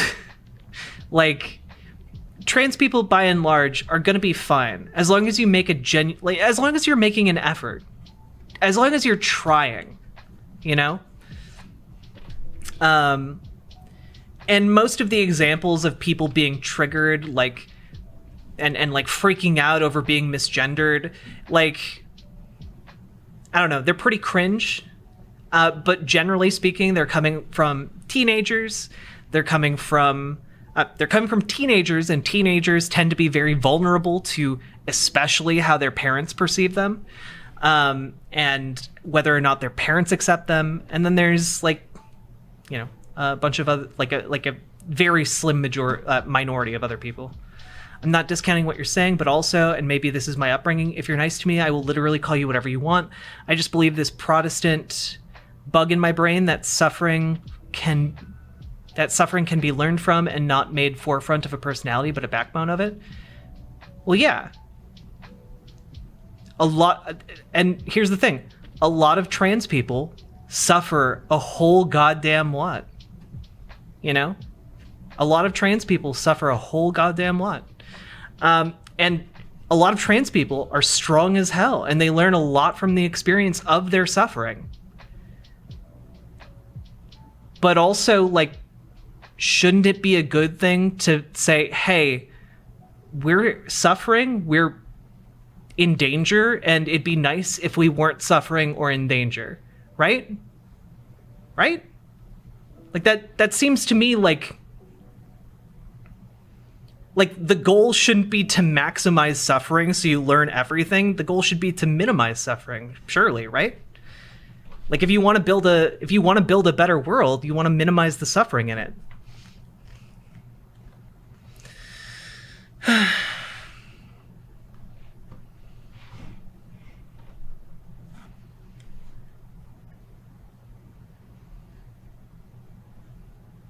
Find me a right-winger attacking a trans. I'll find you 10 defending them. Okay. Here.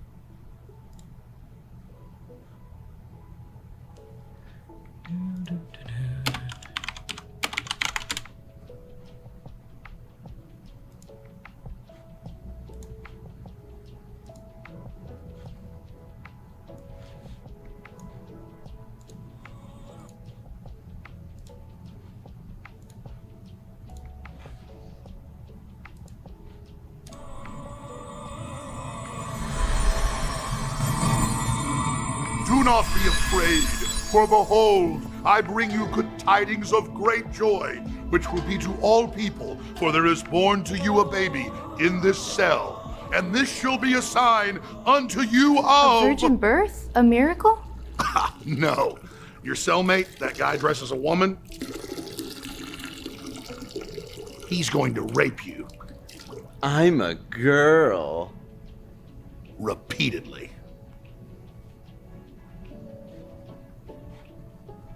So that is one of a very funny joke from the one of the largest and most viewed conservative political pundits online. Shit, man, life is suffering. That's what the religious folk always said. You don't got to look in the extremes like shellfish in Leviticus. There's lessons in there about how to pick up your figurative cross and bear it. Yeah, but Slim Jim Pickens, if somebody is telling you that you're doing something harmful to them and you continue to do it,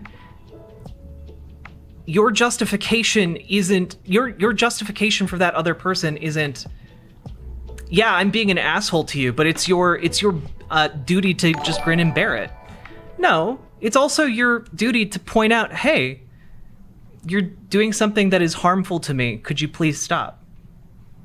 Right? Why is this a difficult concept for you to grasp? Right? We're miscommunicating. Are we miscommunicating? Because I don't think you've said anything that like trans people would disagree with, except like show a somewhat like reticent to accept trans people on some level. I'm not sure what the contention is. It just seems like you're telling me that it's okay to misgender people because suffering exists as a concept, and that seems like a pretty weak argument. Like, my argument is we should improve society somewhat, and improving society doesn't mean eliminating all suffering. Just means, hey, there's a pretty simple and easy thing we could do to make life better for a certain group of people. We should probably do that, right? The Scots are coming? Aw, hell yeah. Hell yeah! We got ourselves a $27 raid incoming. Now let me show you 10 left-wing videos.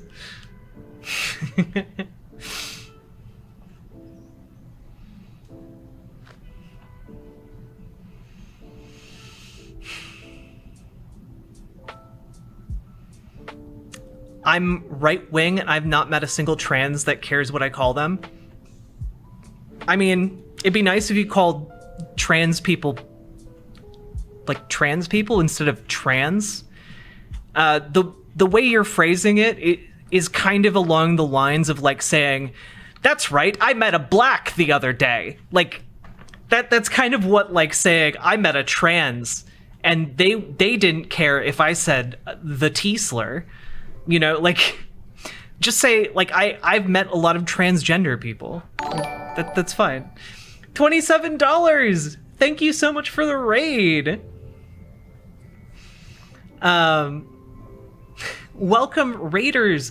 My name is Riverboat Jack. I'm a lefty political commentator, educator, and we're working our way through the Kyle Rittenhouse interview with Steven Crowder, and it is quite something.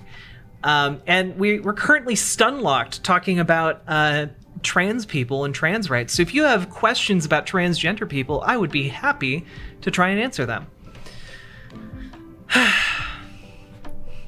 Welcome. Well, Steven Crowder did interview Kyle Rittenhouse. We're about halfway through, so I'm sure there's still lots of good bits left. Well, transgender is the updated term for transsexual. Those two terms are largely interchangeable.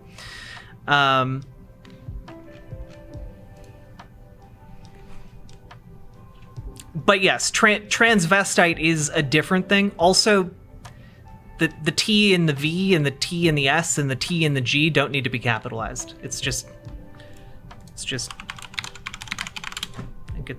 that.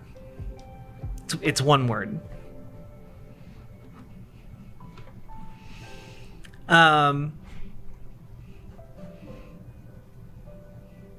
sick of giving so much energy on convincing people. Yeah, and that's the other thing, folks. Like, I don't know, the experience of trying to justify your existence and like you taking up space and like, I don't know, having basic human rights can get really exhausting for people, right? It can get really exhausting because there are so many people who aren't coming in to have like good faith discussions. They're coming in here to just shit on trans people, you know? Like the entire point for people to come in to a lot of my streams is to shit on trans people. You just told me trans was bad and I showed you variances. Well, that's kind of the point, General Bad Wolf. Like, that's why you should probably say transgender or transvestite so that people know what you're talking about. Trans by itself isn't a word, like for transgender people.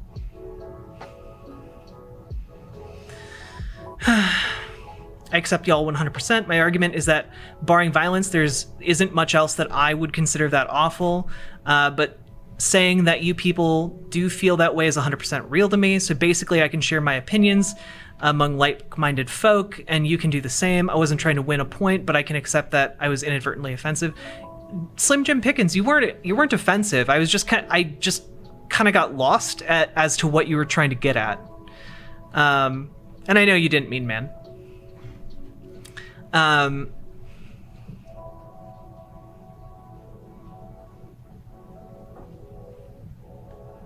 And you should feel free to share your opinions as long as they're not horrible. You know, like as long as your opinions aren't like the Holocaust isn't real. You should feel free to share your opinions here as well. This is supposed to be a space where people can discuss things in relative good faith. But yeah, I mean, like, if you stick around long enough, Slim Jim Pickens, you'll find that there are an awful lot of people who will come in here just to say, like, awful shit about trans people. It's a pretty common thing. I've literally had Nazis, like, dox where I live and threaten to kill me on stream. Like, that's a fairly normal occurrence, actually. Slim Jim Pickens, the crux was I don't see what a big deal it boils down to after initial shock. Well, Slim Jim Pickens, what I was trying to explain is that it's not that big of a deal, except that if we lived in a society, right, where like trans people weren't like in an existential state of just like fighting to survive, right? We'd be like, it would probably be okay relatively to misgender someone. It would probably just be seen as kind of rude, right? But because we live in a society where getting misgendered indicates that you could possibly be in danger, it is an existential and like deeply unsettling feeling, right?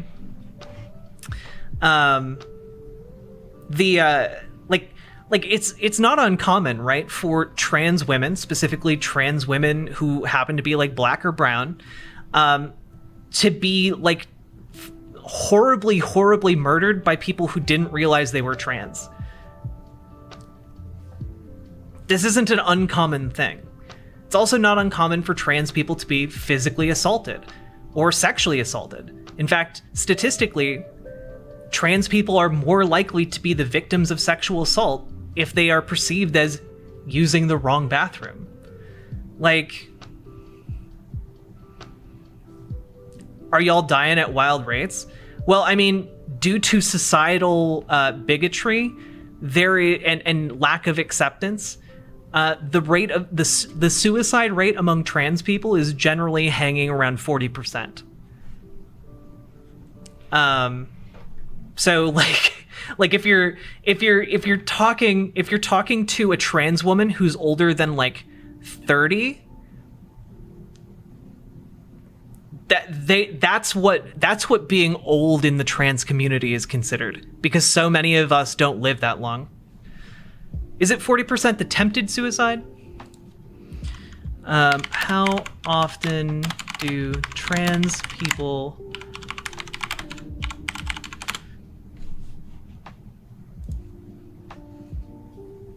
let's see.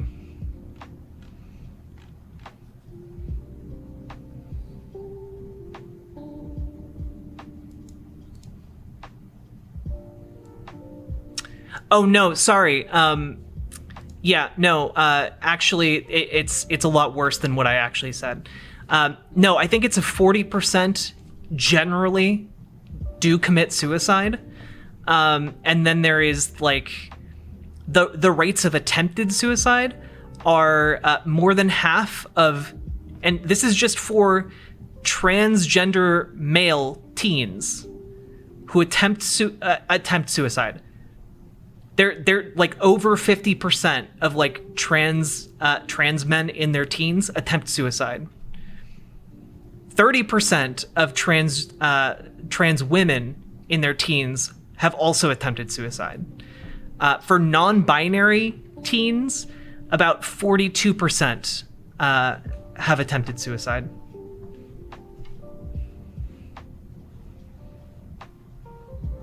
That's so fucking sad. Yeah, and do you know what actually reduces the suicidality of like young trans people? What drastically lowers it? It's the acceptance of at least one parent. If one parent accepts that their kid is trans and supports them, which includes gendering them correctly, it lowers their suicidality rate to like 1/16 of what it would be otherwise. And overall, 41% attempt suicide. Now, what is the actual success rate of their suicide attempts? That can be hard to determine. Let's see. Yeah, I think they struggle to find data on that because often it's like who is and isn't trans is really underreported.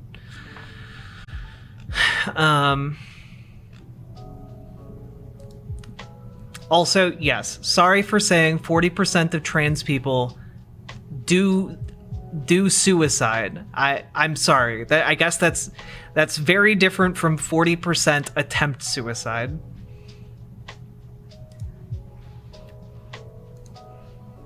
Is the article a paid article? No, it's a paid paper, so it's like $30. Let's see. Yeah, trans women in general die are 3 times more likely to die at any given time than cisgender women.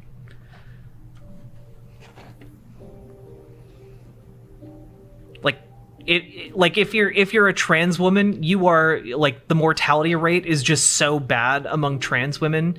You're 3 times more likely to die.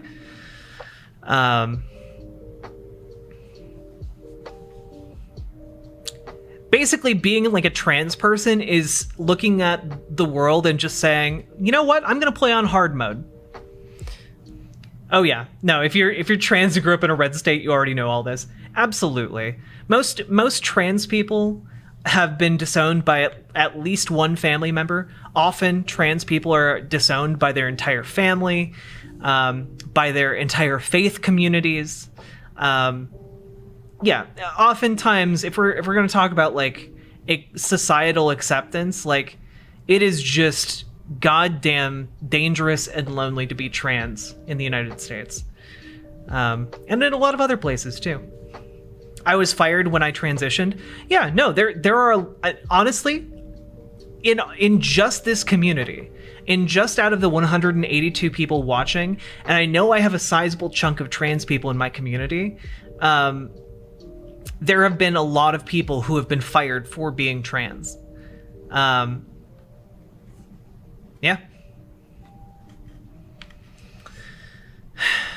I don't want to speculate about why my freelance contract of like 7 or 8 years wasn't renewed, but I have my suspicions. Are trans people a protected class? Not in America. Trans people do not have their civil rights protected in America.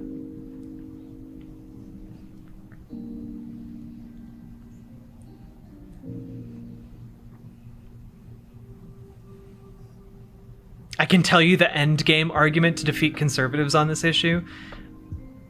I mean, I'm pretty good. I am able to defeat conservatives on every issue. Being disowned is so awful. If you then become chronically ill and need the support, it can end very badly. Oh yeah, no. Oftentimes, a lot of trans people don't make it long enough to become chronically ill. They die on the street.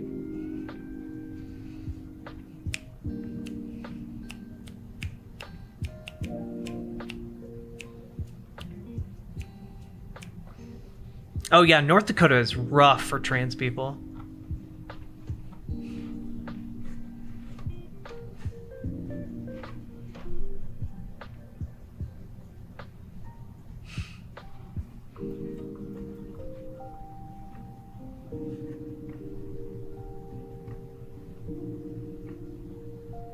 Came for the title, stayed for the cutie. Thank you, Grey Yon Wannabe. Hello. I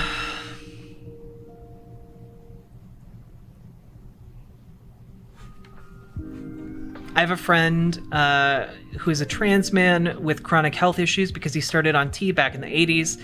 Thank goodness he has a supportive partner. Yeah, I mean, also, if you look at, like, trans people and you're like, why are so many trans people polyamorous? A lot of, like, trans people joke about needing to resort to polyamory to pay the bills, but, like, economically speaking, trans people make, are one of the most economically disadvantaged groups in the United States. Just from, like, an economic standpoint, like, trans people get fucked, like, because, hey, if you get disowned by your family, like, you don't have access to that financial support network, as flimsy as it might be in some cases. So, like, yeah, being disowned has disastrous economic impacts. Well, can't find a name I like. That's why we need to build the communities that can support others, you know? I have a couple of friends who are a couple and their combined annual income is $24K. Jeez. Yeah.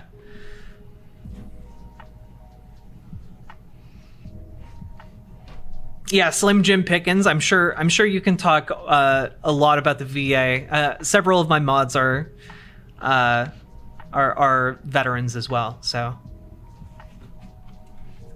yeah, we familiar with the issues. I want to start a trans commune up here in Canada. That'd be great.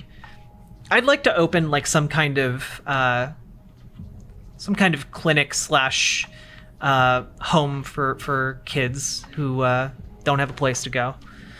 At least until we get that Housing First initiative running, you know?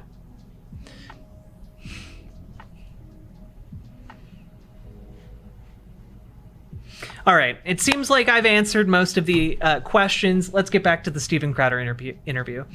Ugly Pie, hello. How are you doing, Sonny?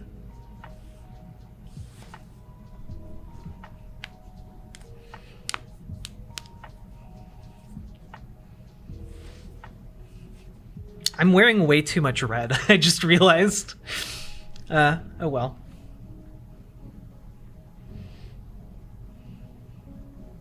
I am so tired of discourse and I miss you. Oh no, Ugly Pie. What is the discourse? And I miss you too. You're always so lovely. I just love interacting with you. More red, comrade. Also, yo, Calm Like a Tom. Thank you for the 5 tier 1 subs. I really, really appreciate it. And I guess I have been streaming for 3.5 hours at this point. If you would like to support my work, consider gifting subs or bits, or you can type !tab in chat to donate to me directly, or you can type !merch in chat, and you can buy cool merch like this fancy mug that I've been drinking from, or one of the sweatshirts and tees that we have on the site, because guess what? It's cold outside. You probably need more clothing for your chilly little body. Ugly Pie, thank you for subscribing. And I can't believe you've been part of this community for 7 months. Damn. Thank you so much. I feel so blessed. Kitty Splain, thank you for the 100 biddies. And it's your first message in chat too. Thank you so much. Let's see. Hey, thanks for being cool earlier. Wasn't trying to win shit, but I found a lot of the community finds questions akin to violence. You did not, which is pretty cool. Yeah, no, Slim Jim Pickens. Here's the thing, right? I grew up in a very conservative community. I grew up in with the mindset that I honestly didn't even know if like gay people, like how to treat gay people. Like, should I even like be willing to talk with people who are gay? Should I even be willing to like, I don't know, like be friends with someone who's gay? Like, that's the kind of background that I come from. And so I like to extend the same amount of patience and consideration that it would have taken to reach me back when I was like that, you know? To at least try and explain some of these issues, because I know that for a lot of trans stuff, it's not intuitively graspable, right? There are weird things about gender that just seem, from the way a lot of people are taught about it, weird and off-putting. And so I try to educate. But that's also a privilege, right? Like, there are some people who have to fight, a lot of people, not just some people. There are a lot of people in the trans community who have to fight and scrape for every last red cent that they have, for every last bit of dignity and respect that they can get. And at the end of the day, when somebody comes and asks them a question, like, they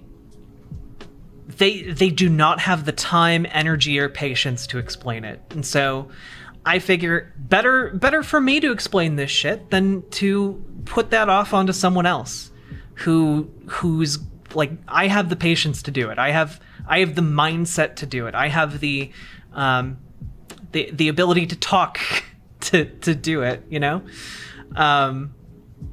And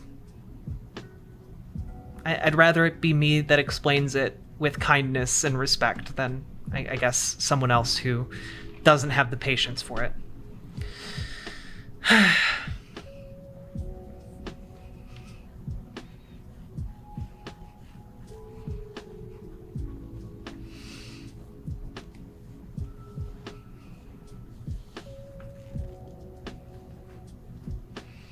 Yeah, I'm old. I'm still trying. Yeah, I mean, like, well, in Lord Block, I'm 30, right?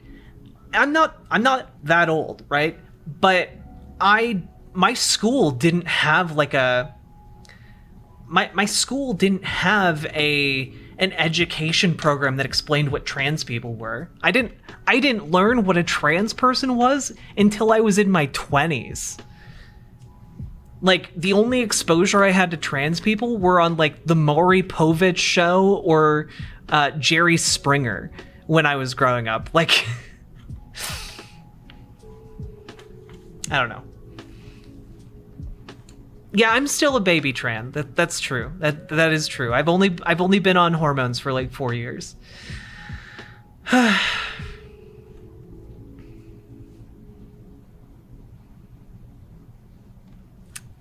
see.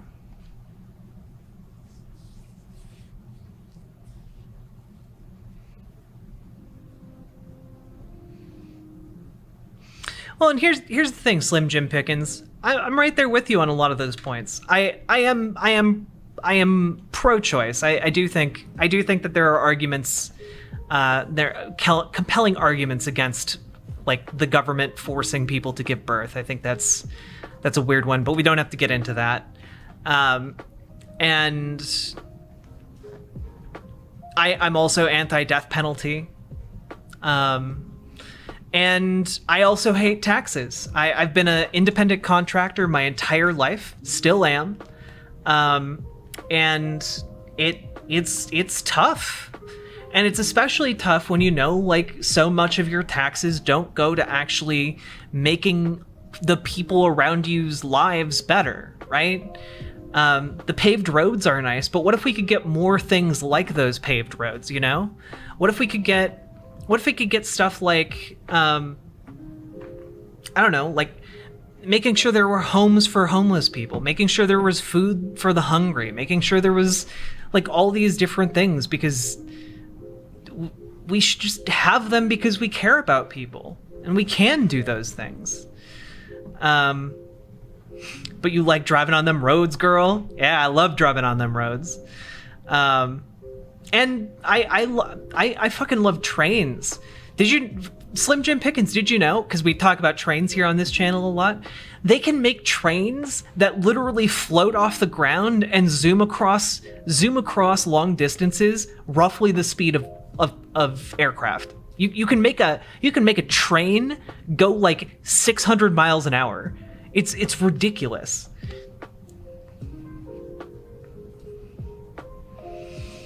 Did you see the TYT video about the gay student who literally was bullied into committing suicide? I have not seen that. Also, sorry, that's not specific enough, unfortunately.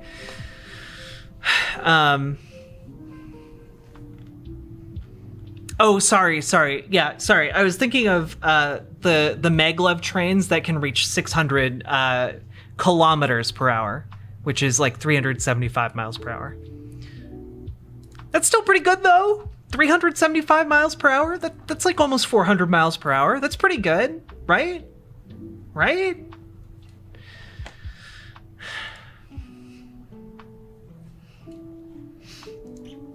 Almost as fast as a plane? Yeah, come on. Cut me some slack, chat.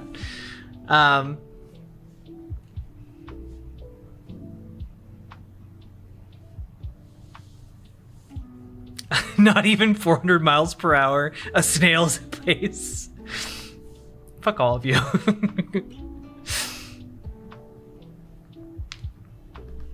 There's also a lot less time boarding. True. Merry Animal, whisper it to Entrama, and Entrama can post it in chat. We got okay. We're going back to this awful mess. Okay, I know we've wanted to talk about hot button issues more than watch Steven Crowder for another goddamn second, but we have 30 minutes of this to get through, so let's go. That he will be acquitted because of how murky, to be fair, some lawyers can, use the legalese of the firearm laws in Wisconsin. I thought maybe they might need to try and make an example of this and get him on some kind of a firearms charge, but that doesn't mean that it's right. When they dismissed that one, I thought, okay, we're cooking with gas now. Mm-hmm. Did you feel that momentum shift? No, not really. I didn't think in my opinion, I don't think the gun had any bearing on the right to self-defense. Right. At all. So I wasn't really worried. But I mean, more that. so on seeing it like, okay, there might be some objectivity here. You know what I mean? Because that was something that everyone said, and it was dismissed, right? The people in charge said, no, we're not going to play that game. Well, and even the footage they had to show, because so many people were like, oh, you were pointing it at people, this and that. Like, yeah. All the footage showed that you weren't. Yeah, I didn't point my firearm at anybody who wasn't attacking me. Exactly. Yeah, and that was honestly amazing. I know I wouldn't have been so composed. I want to ask you about that. I don't know if you can answer this. You can always tell me if you can't, because Gage said that you You know, Steven, you probably don't want to say that when you routinely wear a holster on your show with 2 guns. You know, you probably don't want to say and talk about how much you would lack composure in a high intensity situation.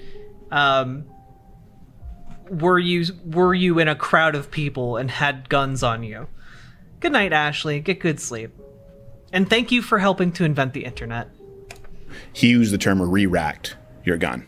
And this was something that it came from his Twitter, by the way, to the point where when we were trying to get the key details from the case, we were wrong. We issued a correction saying he doesn't appear that Kyle actually did that, but it was everywhere. And it stemmed from Gage's Twitter. It did not happen. So I never pulled the charging handle back. I never went through. I never pulled that, but I did hit the forward assist to close the ejection port, which was open a little bit. Okay. And was that training too that you did you have firearms training before? No. No? I knew I don't know much about firearms, but I knew that the forward assist will close the bolt if it's a little bit open. Right. Beginner's luck. Yeah. For crying out loud. That was unbelievably quick. And yeah, I mean, seriously, dude, that shows your adrenaline and how afraid you were. I mean, and when you did break down on the stand, I do have this question because I know that was hard, and if you don't want to relive it, just say so.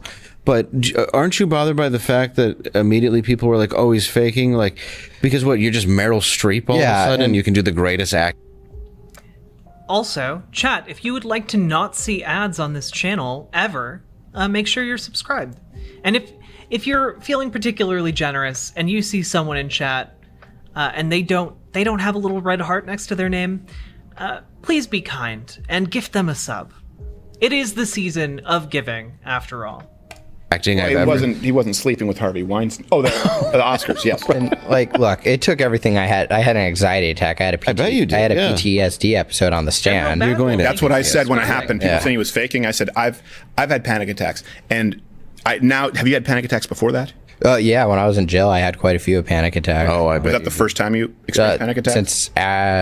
Since after last time I was before the trial was in jail. Okay. And then I learned how to control it with tactical breathing. But your first panic attack was in Box jail. Fun. Had you ever experienced panic attacks before that? Before jail? No. So I've had hyperventilated. them a handful of times in my life. I can count on one hand. And it bothers me when people go, "Oh my gosh, I was so anxious, I had a panic attack." I go, no, you don't know what that is. It's different. It's not social anxiety that you fix with your weed. It's a physiological response. And we were live. I remember saying, he's having a panic attack. And it just makes it's very upsetting because I don't care what people say. I've longed to live past that. Yeah. But I'm like, it took everything I had to fight back because I didn't want to cry on national TV. Well, that's the hardest part about a panic attack, is I get them too, is the more you're trying to stop it, they get worse. It exacerbates it. Yeah, absolutely. Right. Yeah. And respectfully, I told people, look, if he was going to fake cry, he wouldn't fake ugly cry.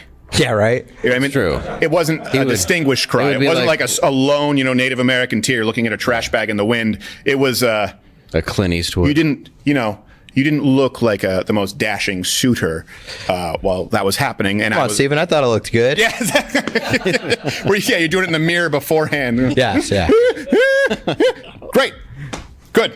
I'm going to be aces. No, I when we were watching it live, remember we said that, and then and I said, "Watch, they're going to say that he's faking." Well, I knew right away. And that just, I think we all watched. We felt like you were a little brother. Honestly, everyone here, this was the most.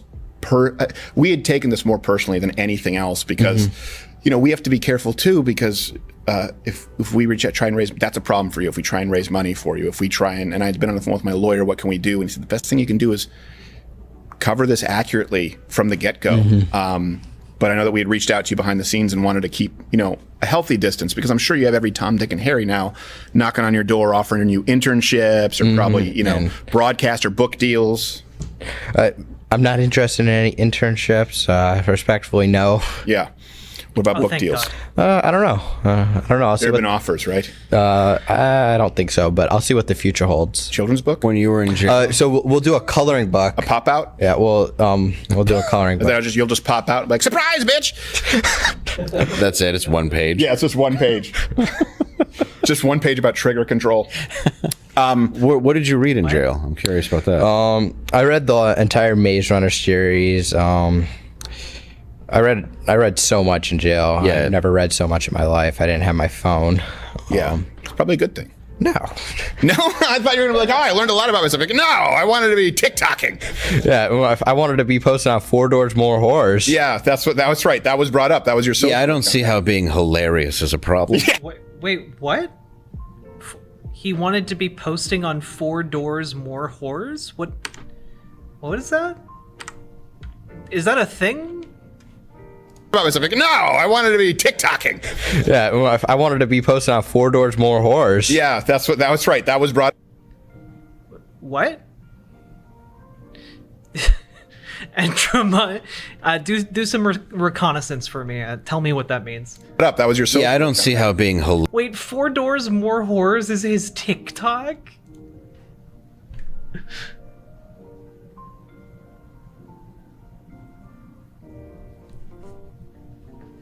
Amazing. They're making fun of a guy for having a name like Fluffer, whatever, Fluffer Town. Hilarious is a problem. Guilty. Yeah, done. And not to be the elephant in the room, the only thing hilarious is Dave's gut hanging out. What is with this guy? I'm just kidding, Dave. Shots fired, huh? That was a bad joke. He's gonna play Santa next week. He's getting in character. No, I eat a lot of fish. Yes. Was it bluegill? It was bluegill, yes. Bluegill. We have to try that bluegill. I don't know if I've eaten bluegill. We're from Michigan, where everything is whitefish, and it's fine, but like a lot of old. But you guys have like salmon there and everything. Yeah, we do, but for some reason they bring out the white fish first, and it smells like how fish dying on the beach does. Yeah, perch. Remember at the what's that place where the Chelsea Cafe? They have good perch. You know what's really good? Mahi mahi. Mahi is good. Mahi is one of my favorite fish. He does have good fish taste. Okay. It's a very lean fish. You ever have? There's a place in Manhattan Beach. I think it's a franchise. Never been to Manhattan. And they do grilled mahi mahi. Really? Fish taco. You've never been to Manhattan? No. Good. No, Don't go. Manhattan Beach. Oh. Yeah, Manhattan Beach, California. Oh, yeah. I've only been One to is a California frat hole. once. One used to be a white supremacist haven. Which one? Yeah, well, I guess I repeat myself. And now you got me off track. Sorry. I'm sorry. We were talking about my fat ass eating fish. Yes. Well, he was the one who brought up your fat ass eating fish. Look, I thought I wore something slimming. You know what? It's okay. Me and you both, Dave. You don't I know. need You an and I, AR. you and I be should fat go get together. some fish together. Let's do it. Kyle We'll and I hold have hands. perfect bodies. Short, stout. You don't need Look good in the AR-15 look good on the stand. to hurt with your words, Kyle. Let that be a lesson to you. Dave has feelings too. I don't have many. Not many. I've pretty much. They were damaged from all the years of drugs. So, you read the Maze Runner series. But I'm curious, like, were you reading any law books? I guess. Yeah, that's what I was going to question. ask. Like, No, they didn't have any law books. And they're like, we don't want you to. Yeah. We don't want you to figure out how to, You know how what? to get out of this. That's smart. That's actually smart. I would not allow any prisoners access to law books for the same reason I don't want them to have access to the gym. Yeah, let's send these violent criminals stronger into society than they were before. Never got it. I'll have to disagree with you on that one, Stephen. I believe everybody has a right to exercise because working out is a huge stress reliever, and it's something else to focus on. And reading law books, I think you should be able to know the law if you're going through a criminal proceeding. Oh no, the worst person you know just made a good point. Right, but I'm just saying, Like, if understand someone's what's on happening. if someone on death row, there's nothing wrong with a nice yoga DVD. Yeah. He doesn't need to be doing, he doesn't need to be doing heavy bench press. Well, they don't have weights. I mean, you weren't in prison. I think they have you weren't in prison. they didn't have a gym at the juvenile place, but I don't think they have any weights. It's just push-ups and sit-ups and stuff. And How was your treatment? Yeah. no, they were very professional and nice to me. The guards? Yeah. What about about the the kids? inmates? The kids at the juvenile center, they didn't like me at first. They would be like, oh, whoa, Jenny ugh. Burns, and thank then you for the follow. I'm sure it was quite a bit more severe than that. Yeah. I wouldn't imagine if I went into jail and they were barking through the bars. Ugh, gross. I'd be like, I got off easy. Oh yeah. What did they really like? They didn't like you. What kind of things would they do? How would they mess with you? well, they wouldn't mess with me at all, but they just would they just didn't like me until they got to know me, and then I'm like a king at spades now, so I'd run the spades table. Oh, So Thank God that's what you meant. yeah. I was gonna yes. You'd run this. What is this? Dave, what were you doing in jail? Yeah. What's spades? Is that a game that I don't? It's again. You don't know spades? You don't know what spades are? No. It's a card game. I had a legendary Uno run for 4 years that my dad, who This man's been nowhere near a jail. no, nowhere near jail. I actually almost got sent to jail for jumping a metro turnstile in Montreal. Turns out it was a serious, I don't know, a different level of misdemeanor or felony. Wow. Pretty cool to brag about how you got away with breaking the law, Stephen. Interesting how it's okay for you to like attempt to break the law or to actually break the law, but it's not. Somehow it's not okay for other people to do it. It's weird. The week before, and they changed the law. What a lame story. You should never tell it. I know, I should never tell it again. This went nowhere. But I think it's fun. We're just I had an Uno run that you can talk with after this with Darren about Pop's. Roses in August. Only a lame would say I almost went to jail. True, and only a lame would brag about having a 4-year-long Uno run. What is that? I know what the game Uno is. Why would you brag about being undefeated in Uno for 4 years? I don't know. Do something a bit cooler, my dude. Like maybe Scrabble. Like up your game of choice, my dude. Crowder, they thought I was cheating. So that's the only card game I played, because once I had a 4-year run, I just retired on top like Rocky Marciano. The Uno is a joke. It's not, though. He's come back to the story. Never cheated, weren't you, Steven? I hand to God, I was not cheating. I don't know what it was. For 4 years, undefeated, and we would play all the time. Oh. But I never played spades because, you know, when you find what you're good, I just played Uno. So what is spades? How is that different? Do you know euchre? No. Okay, maybe that is just a Michigan thing. No, that's Uper. He's from Wisconsin. No, they're just unironically talking about card games. It's not a joke. He's just bragging about how good he was at Uno. Oh, right. Yeah, that's right. No, sorry, it's still Michigan. Wisconsin wants it, but did we win a war for that? Yeah, I don't know exactly. I don't know why it's there. Wisconsin it's not even Civil War. Part of Wisconsin or Michigan, really. They're all in Packers jackets. Look, of all the hills to die on, General Badwolf, like saying that he's joking about Uno when he's like clearly been talking about it for 5 minutes because he genuinely is proud of having been undefeated at Uno. I don't know. Weird hill to choose. So. Yeah. Do you have? This is a traumatic experience, right? We're obviously making light of it because that's sometimes the way to process it. Yeah. Yeah, it's the only way to process it. Do you have PTSD? Do you think? Yeah, my shrink said I did, but it took me a while to believe that. Why didn't you believe the shrink? You know, because I'm like, no, I'm fine, I'm normal. Chris, my ego got the best of me, apparently. Yeah, you're just like, water off an AR-15's back. Well, I mean, I imagine you're going to be. You're in therapy, I would imagine. Yeah, and yeah, sure. you're going to have. You have PTSD, I would assume. Yeah. Do you have like recurring dreams about it? I have nightmares occasionally. They definitely have slowed down over the past couple of weeks, but good. Do you have like what they would call like memory avoidance? Sometimes, but not a lot. Okay. I stare off into space a lot. Yeah. Well, you're 18. You're 18. Yeah. You're probably thinking about girls like he thinks about smack. No, I'm thinking about you, Steven. Well, thank you. Whoa, jeez. It wouldn't be so uncomfortable if you weren't just denigrating his physique. He wasn't denigrating. Like, he was Dave's not my. Well, it wouldn't be as disturbing if Steven hadn't been talking about how pedophiles want to sleep with you and you need a gun earlier on the in this interview. Steven, where's the assless chaps? I saw the ball gags in the costume. He was saying we match in physique because we both eat a lot of fish. All right. Well, then I guess I don't know who you want to date. It comes as a couple. Yes, exactly. It's a couple. It's a pig on a spit. Let's make this weird. So you do have PTSD. Yeah. Well, of course. Yeah, I would say, of course, I didn't want to, diagnose you. Like, no. I'm gonna back that up, but why are these two grown men talking to an 18-year-old boy and joking about wanting to roast him like a spit? Because that's what it sounded like they were saying to me. Let's rewind that real quick. Instant replay.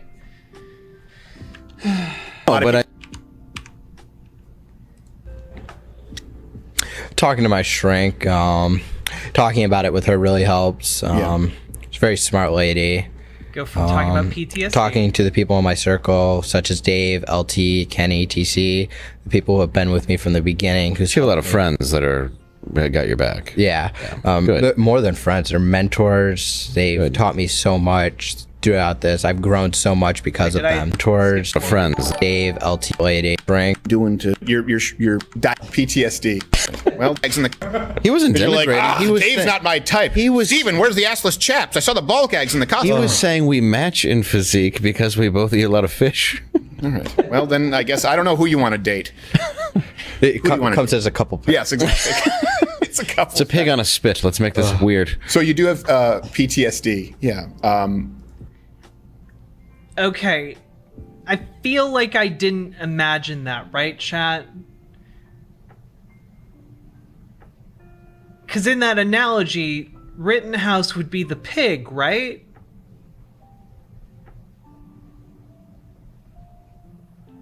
What the fuck? No, not a pig on the spin, a pig on a spit. So like when you spit roast a pig, you put a pole through the pig and then it rotates over a fire. So spit roasting in a sexual context is two men penetrating a third in the middle.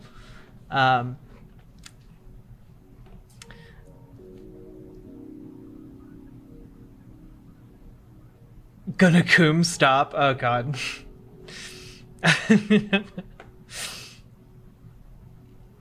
Yeah. Alright. I don't know. All I'm gonna say is Steven Crowder and his co-host are sussy as hell. Well, of course. Yeah, I would say, of course, I didn't want to, diagnose you. Like No, a lot of but I people on mean, air, I like, think it's just being honest. You have, like Pierce Morgan or something, but your psychiatrist said that. Mm-hmm. What do you? I don't know. Just don't joke about fucking kids. I don't know. Like, seems like a pretty easy line. Or if you're gonna do it, don't do it to like this. This would be an example of how not to do it. What are you doing to deal with that? Talking to my shrink, talking about it with her really helps. Sussy Very smart for lady. Bussy. God damn it, pastry dad. Talking to the people in my circle, such as Dave, LT, Kenny, TC, the people who have been with me from the beginning. You have a lot of friends that got your back. Yeah. Good. More than friends. They're mentors. They've taught me so much throughout this. I've grown so much because of them. They're just amazing. Like, Lord Locke, I mean, I guess they waited for him to be legal, so that makes it less weird. who Dave helped me with so much. Same with LT and Kenny. Come on, we just met. Cool Dave. You're not that helpful. Me? Cool Dave, not you, Dave. Less cool Dave. So that's good. You have a strong support system. Yes. Okay. That's good. That's man. important. You need. It's very important. When it seems, if you have family and friends that have always been on your side and been there, it's got to help kind of take away the darkness that was being shadowed, was being given. I know you said that it wasn't something that should be celebrated. That is correct. But you don't feel guilt for what you had to do. No. I knew I defended myself, and I just don't think it's something to be celebrated out. At the end of the day, 2 lives. I'm sorry. I would still feel guilty as hell for killing someone, even if it was necessary. Were lost, and I may have been attacked, but it's not something to celebrate. I don't think it's something to celebrate. I threw my and glasses I asked off that a because while ago. If you said that you did, this would be an intervention that you should not feel any guilt. And I know sometimes there's misplaced guilt when there's a traumatic event. Well, that's when somebody does the right thing. Yeah. I mean, really, I think for the most part. But soldiers. It's not something to be. I understand what you're saying, to be celebrated. But what I talked about on air is you were there trying to do the right thing. That's why I never took a step back. Like, yeah, he shouldn't have been there. No, I understand why you were there, and I actually commend you for being there because you were there for a long time, cleaning up and helping. You weren't one of these people, and I'm saying this, look, and you're gonna have to take this praise for a second. You just let me give him this praise. You weren't there taking and harming lives like the people who attacked you. They all, and this is relevant, you didn't know it at the time, but they all spent a lifetime harming other people. You have not. You were there to help, and I don't think it was wrong for you to be there, and I think it's important that, even though you don't think it's something to be celebrated, and I understand the sentiment, I certainly celebrate that occurred rather than the alternative, because I know that if you hadn't defended yourself, which is what the left has excoriated you for, you'd be dead. Darth Xander 314, thank you for subscribing. I appreciate it, and thank you for being part of this community for the past 4 months. and that's not justice at all. We're really glad. There are a lot of people. I just want you to know, like, for us, we're just really glad that you are not dead and you're not locked up. Hey, Finjamin Fox, look. We should only focus on the good kill that Rittenhouse got, which was on the pedophile. We only focus on that one. Don't focus on the one who's an off-duty EMT. Don't worry about that. Okay, don't worry about it. Don't worry about it. He's dead now. He ain't gonna say anything. All right, let's go. It really does. Like, I've never had a more vested interest. I tell people I'm not unbiased. It was really, really, I mean, I've had conversations with my wife about how heavy it was on my heart. I know you don't celebrate the loss of life, but I celebrate that you're still alive and you did what you had to do. So, sorry. I know I didn't want to get all emotional. Call him a fat son of a bitch again. Let's do it. It's fine. Whatever you want to get out of this. Has anyone told you that though? Have people told, like, I know that you have a lot of people going like, hey, we want you to appear on this show, and early on people are saying, get him on the show. You know, we reached out and we never pushed it because you don't owe anyone anything. Do you know that? Yeah. Do you really know that? Mm-hmm. Okay. Because are you going to do the Robin Williams not your fault scene? It's hey Kyle, it's not your fault. It's not your fault. It's not your fault, boy. It's not your fault. No, you don't owe anyone anything, and it's really easy to get sucked into this industry. By far. Conservatives asking more of you because they admire you. Just, I hope you don't let that happen. Well, I think the best thing you can do, I mean, it always sounds strange, but, you know, the best revenge is living your best life. Honestly, Slim Jim Pickens, like, I like covering conservative pundits mostly because the process of debunking them is often very educational, and I've learned a lot from doing that. But very, very rarely do I see conservative pundits actually making points that are backed up by data. It's unfortunate, but that is the case. And I do this for a living. Life. And if you're going to college and you want to do something and spin this into the most positive thing you can do something amazing with your life. And I think it's good that you have the opportunity to do that, because there's been so many people that have been in your position that don't have that option. And there's been people, you know, obviously falsely incarcerated, white or black, any 100%. Of that, you know? Yeah. And it just comes down to the fact that you yourself, because you were quick enough, you know, you get this second chance. I'm sure you look at life, and I shouldn't call it a second chance that you did something wrong, but I just mean like you got through something that most people I don't think could handle. And you should be proud of yourself for that. And I just think that it's good you go to school, do what you can. Yeah, Cassiopeia, you know, star. Just come a lawyer. I'll have you as my first client, Dave. Yes. Deal. Like I feel bad for Kyle in that, like, everyone around him is just validating him on this, and he can't just like feel his feelings and like learn and grow from the experience, because he's now being cultivated by a lot of the surrounding political actors who are turning him into a pawn for their agenda. Yeah. I feel bad for him on that point. I feel less bad that he got exonerated. Like, I don't know. He was going to get exonerated. I know a lot of people don't like that idea, but the charges and the way that the case unfolded just wasn't inclined towards the prosecution getting the charges that they opted to attempt to charge him with.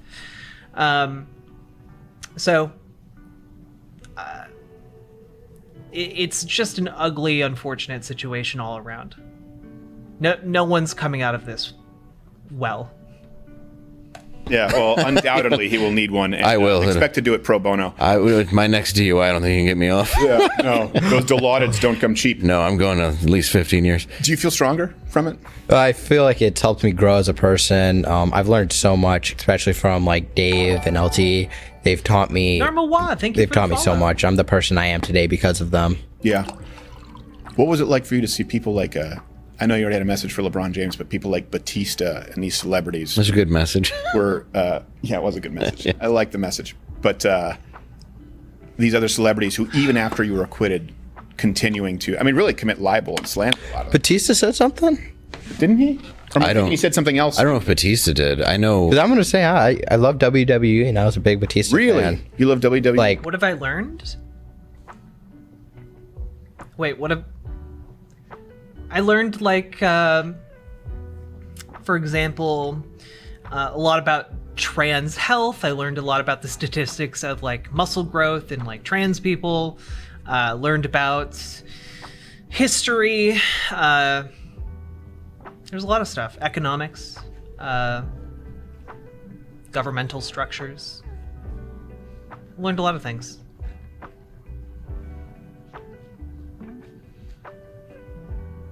You're not gonna get banned, Slim Jim Pickens.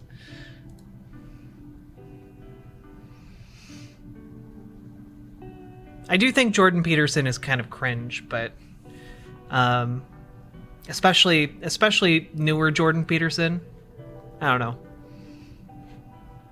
Oh, Rittenhouse. Oh, okay, gotcha. My bad. My entire life. Like, well, I don't watch anymore. But Well, he said a lot of stupid things, so I could be mixing up stupid celebrities saying stupid things. I'm pretty sure he did say something. More so about this is a state of affairs in the United States. And they turned it all into a racial thing, which is what's so odd about this. How do you think, I think I know the answer, but I want to get your perspective. How do you think this was turned, or why do you think this was turned completely falsely into a racial issue? Well, people just want to push their own agenda on a case that has nothing to do with race. It's like, right. And so this is what I would call a deliberate misframing of the issue. No one is saying this is a racial case, but there are a lot of racial factors around the case, right? Like there's a lot of racially charged rhetoric that goes into like protesting and protest movements, especially protest movements predicated on race. There's a lot of, I mean, it's called Black Lives Matter. Like there's a lot of racial components at play, right? And historically, that has also been true of other protest movements associated with African Americans and other ethnicities in the United States, right? And so there's like all of that. There's a lot of the components around gun ownership, a lot of the components around protecting property. All of these have historical have historical connotations that relate to race in America, right?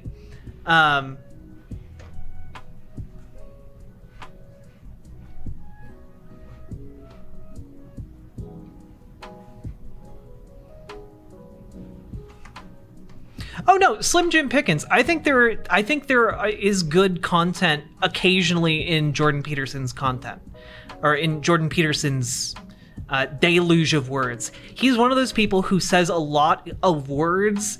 He uses a lot of words to say very little, right? And I think that there's good self-help advice. You know, the stuff about cleaning your room and like setting yourself up for success, like things like that, are good pieces of advice, especially for a lot of young people, right? But there's also just a lot of nonsense and weird metaphysical ideas and bad, I would say, like bad or ineffectual worldviews at play as well. And you can get a lot of the stuff that Jordan Peterson gives from like almost any kind of self-help guru. But that's just me. A case about self-defense, not politics, not about race. Hey, you gotta ride the dragon of chaos. It's about the right to defend yourself. But why do you think that it became that narrative in the public eye? They wanted to push their own agenda, and I think it was them trying to come after the guns. Yeah. What does it do, or how do you react when people use the term vigilante? Look, I didn't know what a vigilante was August 25th, and I wasn't a vigilante. Come on, dude. Like Batman. You know what a vigilante is. You know who Batman is. You've seen a Batman movie. And I still don't even know what a vigilante is. I'm not a vigilante. It's an old guy with a mustache who goes up with a sock with rolled up quarters and hits guys in the subway. This is Death Wish. Dave? Yeah. No. What a weird reference. Why did you think Sorry. Just real quick. Why did you think an 18-year-old kid was going to understand a reference to the movie Death Wish with an actor who died like 30 years ago. What is that reference? It's a reference to this movie. From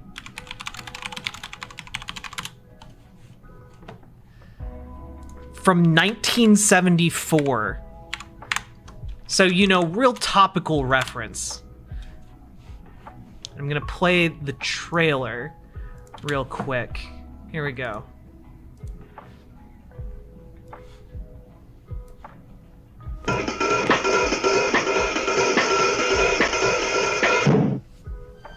Enjoy a typical afternoon in New York City. Who is it?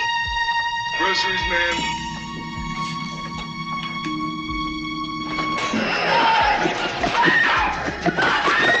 A typical afternoon in New York, everybody. Hey, Mother.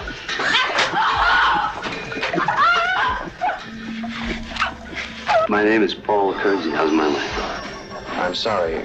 She died a few minutes ago, Mr. Kersey. Any chance of catching these men?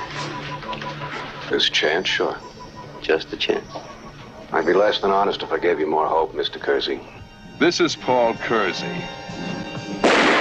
This is the story of a man who decided to clean up the most violent town in the world. Listen, turn around.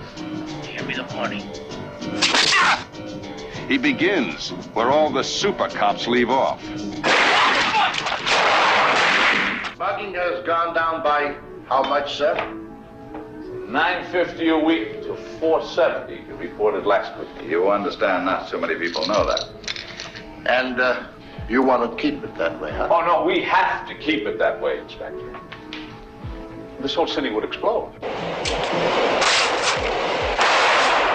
And if this person is listening to my voice, I urge him in the name of law and order to desist from this one-man crusade and turn himself into the police. Let's see the money, man. Now, it's not propaganda.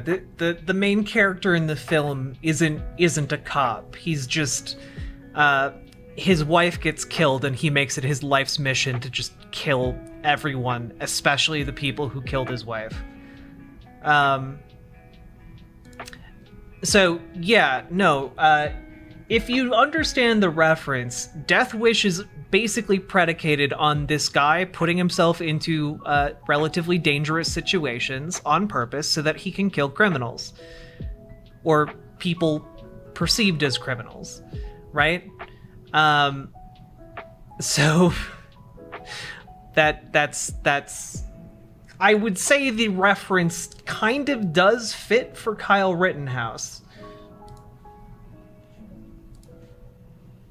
No, he knows. Listen, that is the I've got some questions. Yes. Yeah, it's Dave on a subway with a blackjack. Hey, you punk. I go out as Fat Man at night. Well, you roll. I hesitate to stop crime, and I usually just let it go. Right, yeah. Between cries, he puts his legs up like the Black Kid and Hook and yells bangarang. And somebody's robbing a 7-Eleven. I'm like, I'm just here for the jerky. Yes, exactly. Is it slushy day? Yeah, I thought they were free. Yeah, well, they are sometimes. You are. One day a year. One of my favorite days a year. It really is free. And then I realized I can afford Slurpees on any given. Really, the amount of time you spend in line to save $1 is not worth it. You should just go every other day. I'll tell a story later. Remember that later in life, on Kyle. my club about free ice cream day at Ben and Jerry's when I was on a date. It did not go well. Are you dating? Oh no, I am not dating. I am very single. My DMs are open. Oh geez, look at that. I was gonna say, did you get fan mail from women? You had to. Yeah, I got quite a few fan mail. What was the weirdest one you got? I had a mom trying to set me up with her daughter. A mom trying to set you up with her daughter? Yeah. Was the daughter good looking? I don't know. I didn't do a check or look at anything. Why not? What's wrong with you? What are you, asexual? It's okay. No, but hey man, everybody's gay sometimes. Only for you, Stephen. Okay, just Tuesdays. What's today? Steven Crowder goes out of his way so often to talk about gay people. It's really strange to me. I'm bisexual, everybody. I don't even talk about being gay that much. I don't even talk about it that much. Yeah, creepy uncle vibes off the charts. No, you missed it by that much. I know. But if yeah, you, that yeah, was the but you had weirdest. to get some weird fan mail, There right? was I mean, you had to. Interesting, but all the support mail from everybody just meant so much. Who was the most famous person that supported you? Trump? I think so. Yeah, no, Gray Eon wannabe. There was a lot of the rumor scuttlebutt is that Steven Crowder jumped into a lot of trans women's DMs. I don't know if he's still doing that, but that was the rumor. I'm not sure. Did you get a few though? Did you get like a few like messages or letters from people that were? You don't have to say their names or I'm anything. trying to think. I got a book from an author. Gary Busey.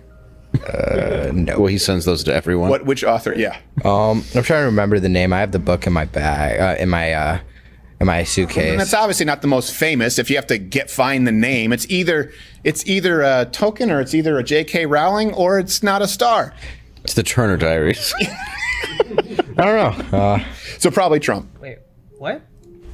Diaries. Either a token, or it's either a most famous. If you have to book in my bag, in my suitcase. And that's obviously not the most famous. If you have to find the name, it's either a token, or it's either a J.K. Rowling, or it's not a star. It's the Turner Diaries. I don't know.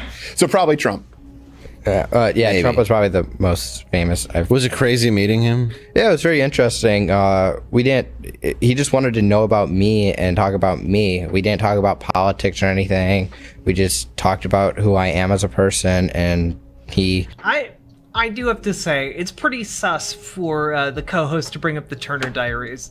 The only people who know what those are like pretty fucked up Nazis. For the most part. he asked questions and he talked with me and my mom. And Well, and you don't seem like a political person. I don't know politics. Yeah. I'll be honest. I'm not a political person. But you watch this show every now and then. This is more of like a comedy show. Like you get to make fun of Dave. Yeah. He gets. Yeah, this has had some really good guffaws in here. Remember when we talked about Uno? That was a good bit. That's it. Yeah. Well, thank you. Was that the first time that President Trump was it the time that we saw when you and Mar-a-Lago, or had he reached out personally before that? Trump reached out and wanted to meet us, so we met. I'm not going to turn down a meeting with the former president. So, yeah.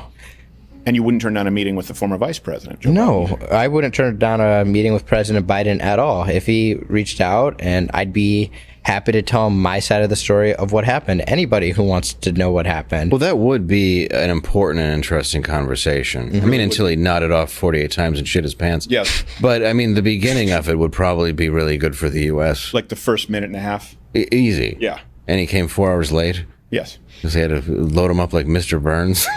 Because Putin was riding around with him on his shoulders, chicken fighting Kamala and Willie Brown. Sorry, this is. I'm sorry, we do this. Oh yeah, and Slim Jim Pickens. Yeah, there is a type of fun of comedy that doesn't appeal to me. Specifically, when the punchline is, "Haha, a Native American stereotype," or "Haha, gay." Like that, those jokes aren't funny to me, right? Like they're. If you're just regurgitating racial stereotypes, it's not that funny. It's not funny to me. My audio's too low. My audio's about as high as it can go, guys. Like...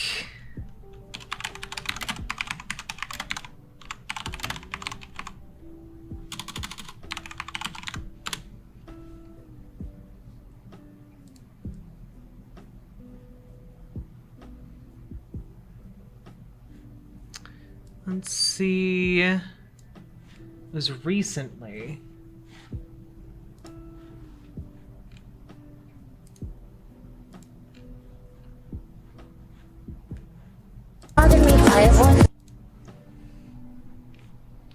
It was.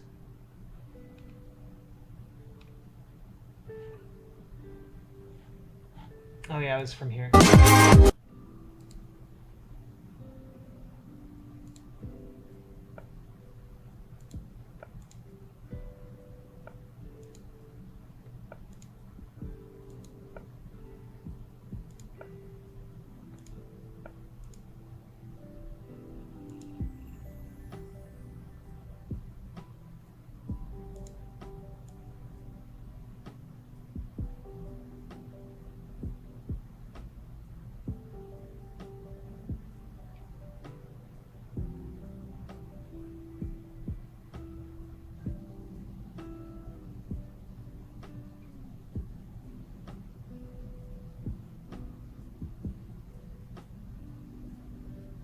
132.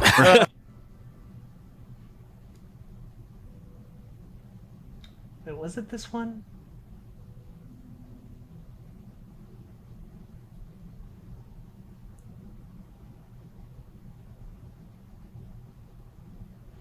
No, it wasn't this. My bad. Do do do do do do do do do do do.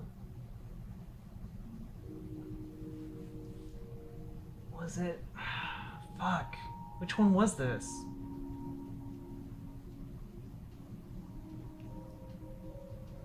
Pardon me, I have one. A TV. No, I don't think it was this one either. God damn it. God damn it. I think I was right on the first one.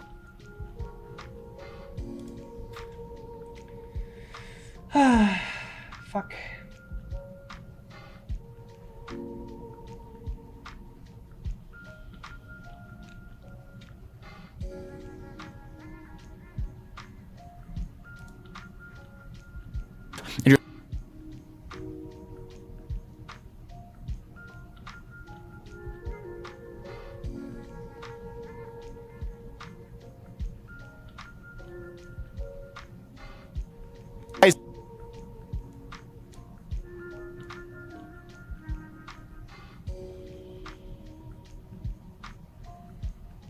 Chat, do you know what I'm talking about?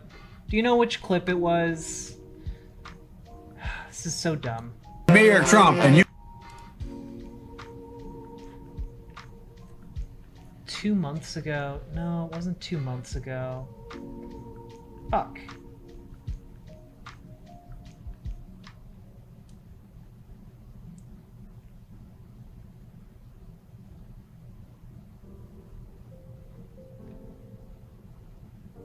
Was it this one? Tobacco. Oh, I want to trade here we with go. you. I want. I'm alone. That'll hang out with your Costume. I hear a ball. What is it? What is that noise? What is that?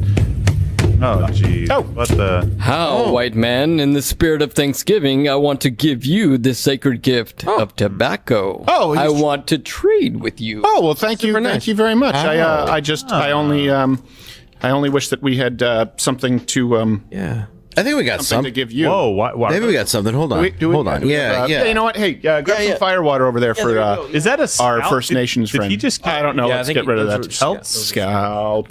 We all did it. Oh, there's there's another one. Yeah. Yeah, there you go. You got some wild turkey over there. Oh, nice. You know what? Yeah. I think I have something for you here. Oh, okay. Well. I don't know. All I have is these. Oh, geez. These old blankets. Yeah.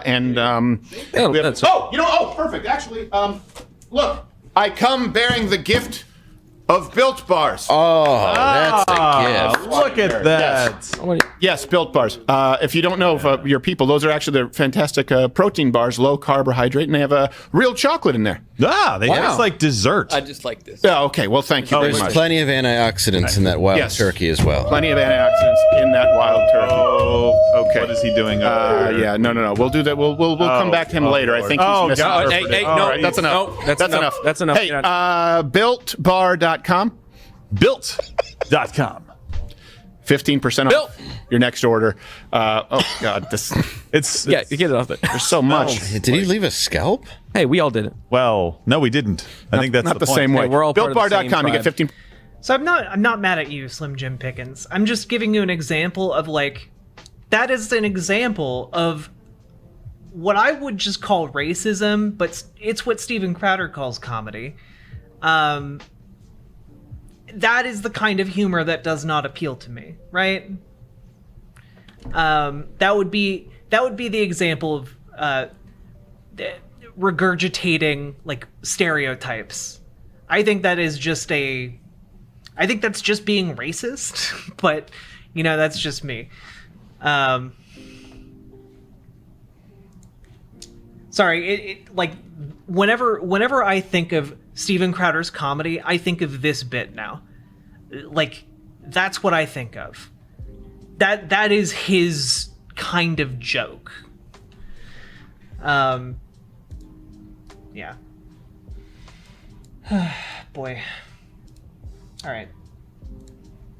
this thing. Yeah, we're still. We're almost done. We with like to this. have a laugh. A good laugh. So you're open to. But where's the joke? The joke is, haha, Native American.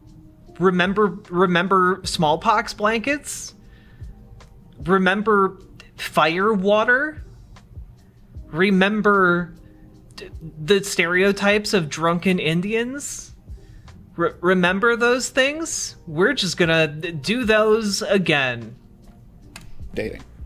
I am very open. So maybe that's dating. what you want for Christmas. That's what I want for A Christmas. nice yes. dame. What are you looking for in a woman? Yes. Yes. Tracts of land. Tracts of land. Yeah. No, what are you looking for in a woman? Some person that just wants to like date me for who I am.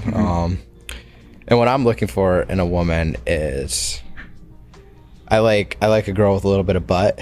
Okay. Yeah, for sure. Slim waist, big tits, big boobs, big boobs. No, dude, you're a guy. Let people get mad at that. Yeah, let people get every guy in the like world's a big butts, hypocrite. So, I don't know who needs to tell conservatives this, but you can say tits. You can say that. It's fine. You can say tits. People like big butts, and they cannot lie. You other brothers can't deny. When a girl walks in with an itty bitty waist and a round thing in your face, you get sprung. All right. He cannot lie. Into a racial issue. No other brother can deny. Oh boy, I'll give you a I got a shovel. question. Dig that hole deeper there, Kyle. I was helping. I was doing Two Live Crew. That's a good thing. What was your first meal outside of jail when you got to eat something you wanted? I had 50 chicken nuggets. Cancel Did you really? culture won't- From I ate about 38 of them. So like jail was a tits. time warp where you exited a 9-year-old. First cancel culture came for the N-word, and I said nothing. Then it came for the tits, and there was no one left to defend me. Chicken nuggets? What, were fish sticks not available? Hey. Did you go get prime rib or something? They gave him a crown and said, I wanted innocent. McDonald's chicken nuggets with sweet and sour sauce, and Dave came through and got chicken nuggets, and that's how I knew this guy's a good. This guy is a guy. And I turned out I was right. He's been with me ever since. Oh no, Slim Jim Pickens. It's not finding and hating new modes of oppression. It's just recognizing the oppression that is already there. It's not, you don't have to find it. We have Native Americans in our community, and like, yeah, it's pretty awful when like they're facing genuine struggles when it comes to like previous generations having been like raped and tortured to death, and like then there's just a racial stereotype. It's not a new thing. It's just that's been going on for a while, you know. No, it's okay. Like we don't have to go out and find it. It's already there. Like the idea, like the conservative idea of like lefties is that, oh, you're just looking for something to be mad about. And it's like, no, like we experience this on a day-to-day basis. We don't have to go out and find it. It's just what happens to us, you know?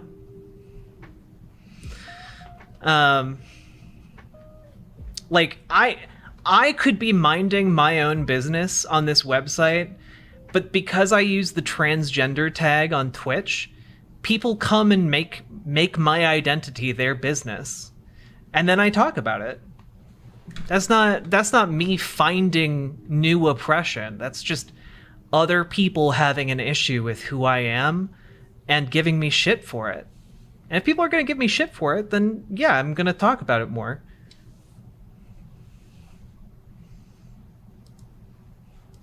And fine meal. He did miss the McFlurry, but that's okay. Well, Dave, half the time, their McFlurry machine is broken. Yeah, I Dave, say it's know you're forgivable. I don't know if you have to call it okay. Jack's identity I wouldn't go shop. that far. Look, if you guys want to pay me for identities, that's fine. I have an infinite amount of them.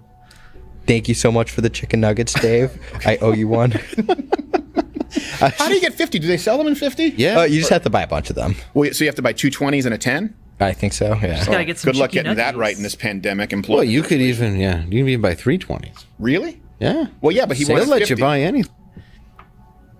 Honestly, the Chicky Nuggy love is the most relatable thing about Kyle right now.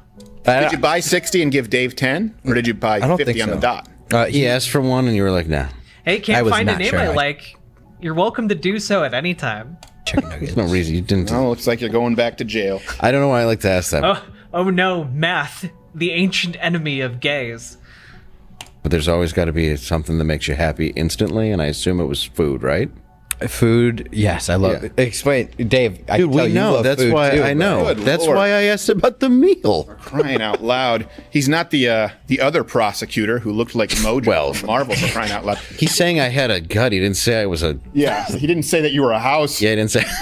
Hey, Dave doesn't didn't say I move. was going to lose both my. When he was feet there, in they the had to have next the year. prosecutor's desk stapled. What was in his glass? Insulin? Yes. It was just duck fat. Could you see people take the stand when he was like? Did you have to look around him? It must have crossed your mind, like this guy. He's not going to have the energy to prosecute this long. Yeah, you got to be thinking there might be another lawyer. Sub in. Yeah. True. Conservatives, gays, math. Like a hockey shift. You have the right to remain silent. Yeah, let's talk about that for a little bit. So, what were you guys' thoughts when Binger violated my Fifth Amendment rights? I want to hear from you guys on this. I thought, what a dick. Really? I thought it was incredible, and so many people got mad at the judge, but I was very, very happy that he pointed out that you had every right to do that, and I think that made you look a lot classier, just the fact that you were doing that anyway. Yeah. I think you let the system work, you were trying to let your lawyers do their job, you weren't doing a bunch of interviews, you weren't doing any, you were letting the system work, and the fact that he was trying to demonize you for that, I found to be... Honestly, there are a lot of good criticisms of the prosecution.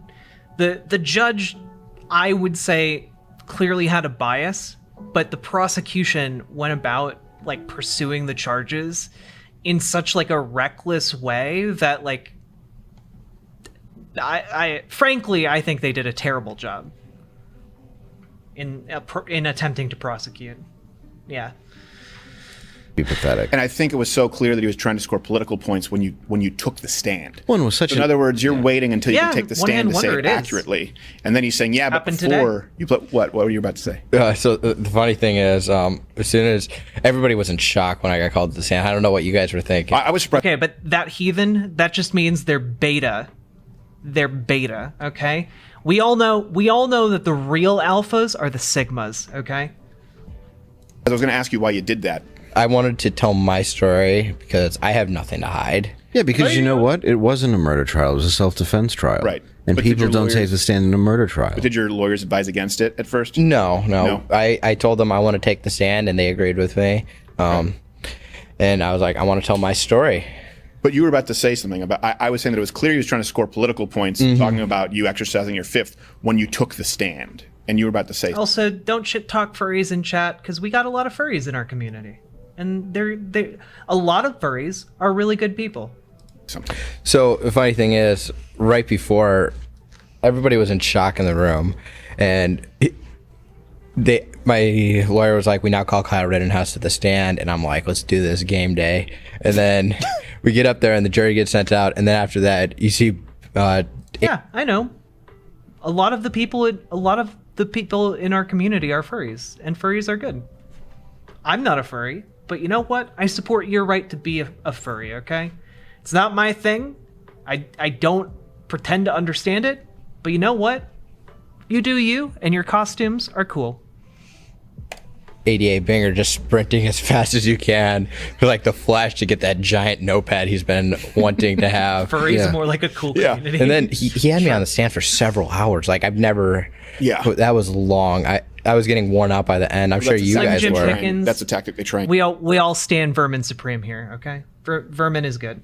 Use just wear you down. I mean, fatigue makes cowards of all men. That's Well, it's why any time you're being questioned for anything, it's just see how long you can go until you change your story, and which shows when you never. Why are so many furries fascist? As far as I know, Rain, most furries are not fascist. There is only one fascist furry group that I know of. and basically all furries shun and hate them. That you're telling the truth. And that's the thing. Like, he kept asking me leading questions and repeated. He kept asking different questions in different ways, and I'm like, look, my story's the same. Like, yeah. I was just getting irritated towards the end. I don't know if you could tell. I thought you were incredibly composed, honestly. I thought, if anything, you were getting a little more mechanical, just because I could see that you sort of realized, okay, I see what he's doing here. He's reframing the same question. Is that how you felt? You saw the curveballs coming? Yeah, I noticed, like, he was like asking me these questions in different ways, trying to get me to answer differently, and I was just like, no. Like, I was frustrated a lot because he asked about my Call of Duty. He asked about Four Doors More Horrors. And then he asked about the fire, and every teenager. It was a fire. Yeah. So I was just getting irritated. He was like, was it hot? Yes. No, it was cold. Yeah. Would you say it was more of a red flame, like at the tip, or the center of the blue flame, like a torchlight? Yeah. You know, do you like Steven, my that's top? a good question. The fire, it was all like over a car lot. Orange color. It was inside the Duramax, and like there was some smoke. Yeah, Slim Jim Pickens, there's a furry fascist who comes in here sometimes, and I make fun of him. Until he leaves, and for some reason he pays me money to do it, so... and he's the admin of one of the biggest fascist furry groups, or only fascist furry groups, so... yeah. Basically, if you come in here and you tell me that you're a fascist, I'm gonna clown on you until you leave. It was going up. Not to mention the dumpster fire they tried to push into the... And then there was a dumpster fire. There were some fires. It was a little bit brighter than that orange towards the coals. Well, that's electric, and we know that they wouldn't have been able to afford that.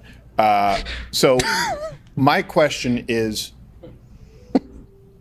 no one has been prosecuted as far as actually Gage Gross, Christopher. Look, Carlos Rocker, as someone who has participated in fin-doming someone before, look, they would have to pay me a lot more. Okay, that's all I'm saying. If you're into fin-dom and you want me to do that with you, you're gonna have to pay me way more. All right, ain't no one got time for fin-doming someone for $2.50 a month, okay? You're paying me for my time and attention. So fucking pay me.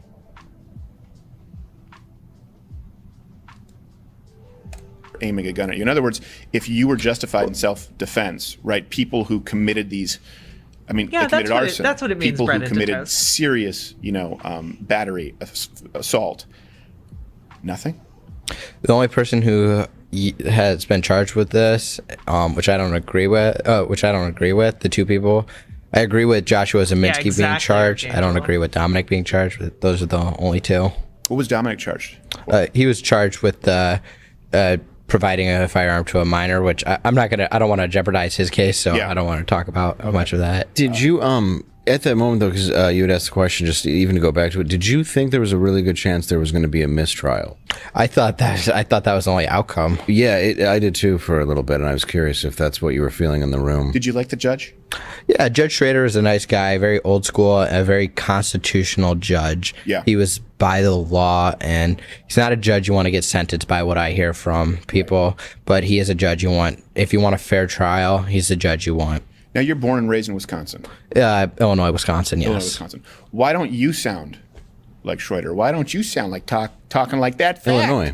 Well, Illinois. Yeah, but you cross the border. I'm gonna stab this pencil in your fucking eye. They got a little bit of that, but they don't have that one, No, I don't have much of a Midwest accent. Do you find it funny when you're listening to Judge? A little bit. No.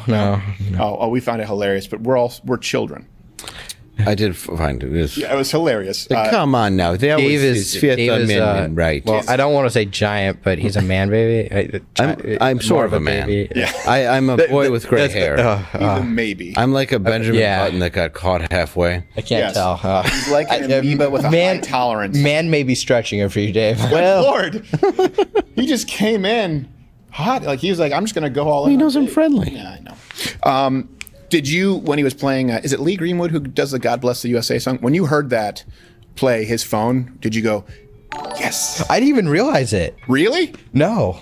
God bless the USA. How do you miss Media. I don't know. I think I was just more focused on like doodling on my notepad. The only thing more The blatant trial. would be if it started playing I'm Too Sexy for My Shirt. And then you would have seen me get down in there. I really wanted to do 20 different sketches of what that phone Yeah. could have rang Too of. sexy for my cloak. Too sexy for this gavel. And they're like, oh my gosh, I can't believe that was, my phone. I thought I had it on quiet. Oh dear. Don't get brazen with me. Did you laugh at that? Oh, I don't know if you saw my face. I was like, yeah, you must have. My lip. Yeah, my that cheeks was at funny. the end of the trial were so ripped up from how I had to bite my cheeks and lips like the entire trial because there was things that were just happening. I was just like, So you were able to find levity in moments. oh yeah. You were able to go like, okay, if I don't laugh, I'll cry. Let me ask you this before we go, because we're going to take questions on Mug Club. So I have two final questions for you. Gage Grosskreutz on the Zoom call falling out of his chair. All-time best part of the trial. Yeah, was it? All-time best. Did you pee a little? I pissed myself. Yeah. Well, what's funny about it is he was Honestly, that was a funny moment. down for a while. Well, because he was probably high. Yeah, I mean, it was like a Charlie Chaplin sketch. It was He didn't hilarious. tip over. It was like when Marv in Home Alone Yeah. is outside the window, slips on the ice. Whoop! He goes straight down. Like, how do you even do that? Oh no, it was like definitely like MSPW Media, like some like a director yelled I action. really appreciate that. But you seem like you were laughing before that on the Zoom call. Oh, I was like, I think I was laughing at something Mark was saying, and then I saw that, and then I was really laughing. Were you worried that if you laughed too much, it would be used against you? No, I just there's the thing, like I had to show professionalism there. Yeah. I wouldn't say mission accomplished on that one. So I'd have to You agree. don't have the best poker face. Well, that You were clearly tickled pink. Yep. everyone was laughing Oh except Gage. Yeah. Well, I don't even think he knew where he was. That's true. Yeah, because he was probably high on painkillers after having his hand shot off. Like, I don't know. The lack of like empathy for like the other people involved is kind of weird, but whatever. And finally, you said He was looking around on the ground for his arm. Yeah, he was looking to smoke some parm. Like, if you think that like it's justified to like shoot someone in self-defense, it should still be like upsetting that you had to kill somebody or shoot at somebody, and it should be like tragic if like both parties, both the defender and the possible attacker, have equal claims to self-defense in that moment. Stop, Dave. You can hold it in, but I know. Oh, he's been holding it in for so long. We don't want to have. He's going to get a Saint stress Shin, you're ulcer. 100% Don't get correct. it's me. Don't blame him. Yeah, blame him. Blame him. This kid was on Send all your trial. I'm lawsuits trying to him. Yeah, send him to me. Yeah, send me for the joke police. I hope there is some kind of restitution here as far as the libel and slander from the media. You don't have to talk about that, obviously. No, but you deserve But you should never Yeah, have to work spite another the day other in your people. life, but work because you want to. Right now, we're focusing on Linwood and John Pierce. They're a bunch of liars. I'm not going to say much about them, but well, you just did. Yeah, they're just a bunch of liars. Yeah, and it's like the I'm not going to say much about that piece of human shit. I'll bite my tongue. Well, it's proven liars. Well, he was almost on this show, and I said no. I said I don't. There's something smells fishy, Linwood, and so we've never had him on the show. You're going to be accused of being deep state now. Really? Yeah. Am I? Yeah. Is that what Linwood does? Yeah. Oh, okay. That's when you realize that it's a grifter, where if they just accuse anyone who doesn't like them of being deep state. Is he saying you're deep state? Apparently, he's accusing me of being handled, which is just false. I make my own decisions. Yeah. But I'm being by a bunch of people, just not him now, being accused of being handled, and I'm not handled. I make my own decisions. Okay. So you're focusing. Go ahead. Oh no. What do you have to say to the people though that said you went there because of BLM and it was racially motivated? This case has nothing to do with race. It's like nothing, absolutely zero. Yeah. It just doesn't make any sense. Didn't enter your mind. Not at all. And I just would like to clear the air with. It had nothing to do with BLM at all? Are you sure?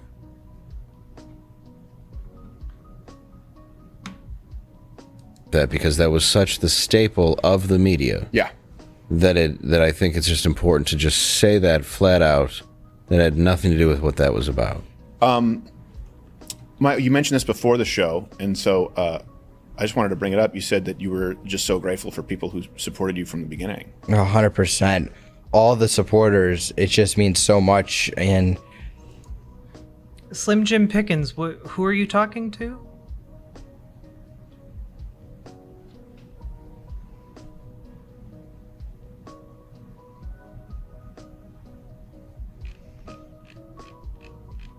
Oh, gotcha. I just got caught up. Just don't antagonize mods, dude. Don't antagonize mods. If someone asks you not to... I don't understand how this is a difficult proposition, right? Right? Don't... Like, if a mod comes to you and is like, hey, please don't call me this thing, don't call them that thing. And if a mod is being very patient with you, don't then further antagonize them over it. It's pretty simple.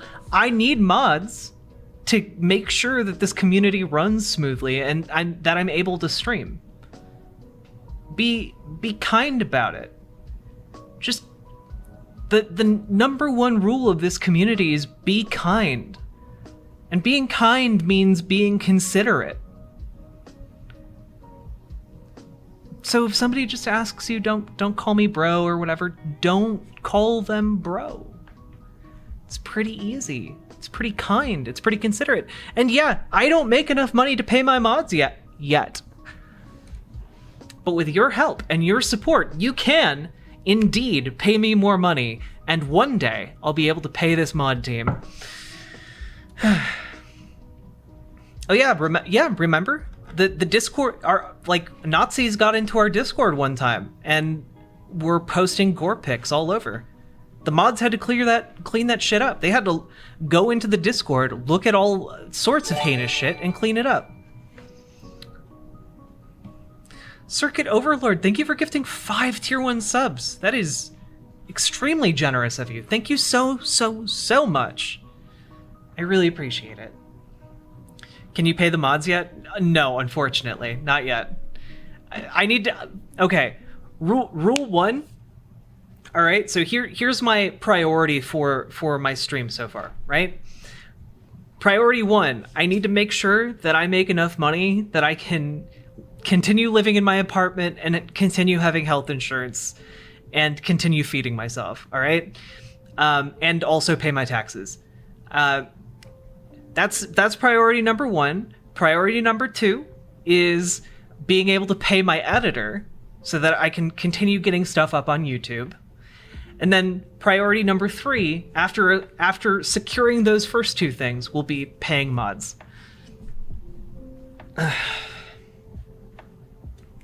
That's kind of the list of priorities. Health insurance is very important and also very expensive as an independent contractor. The people in my circle, I'll give a quick long shout out. I think that's the camera you're talking to there. Yeah, sorry. I'll give a damn fastest ban ever. Quick long shout out to Dave, LT, Kenny, TC, John's husband, Mark, Corey, Natalie, and just everybody who's helped me through this. Without them, we wouldn't be here today. And thank you to all of you guys who've supported us and donated at freekylousa.org. It just means so much to us. Thank you guys. Hey, why was General Bad Wolf banned? Can I just get a clarification on that?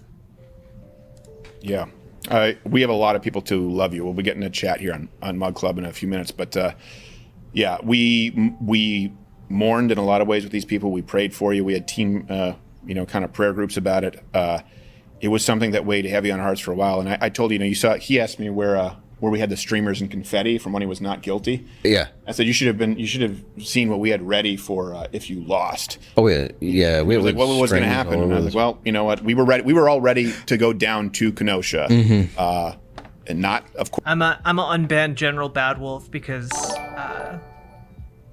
they seemed apologetic in my DMs. Of course, to actually peacefully protest, but peacefully and very effectively make our voices heard. It was one where Gerald said it on the show. We said, this is not something we're going to sit by while a kid gets railroaded. We were ready for it. We were ready to leave like the next day. So thank you guys for all the support. I've noticed. I've been a big fan of Mug Club for a while. That's actually, you know what? Because was it the FBI or the police who went through your phone? Because you gave it willingly. Yeah, the feds. Okay, it was the feds. So they would have seen in your history some of our shows. Probably. So we're not on a watch list anymore. There you go. So I'll take the win where I can get it.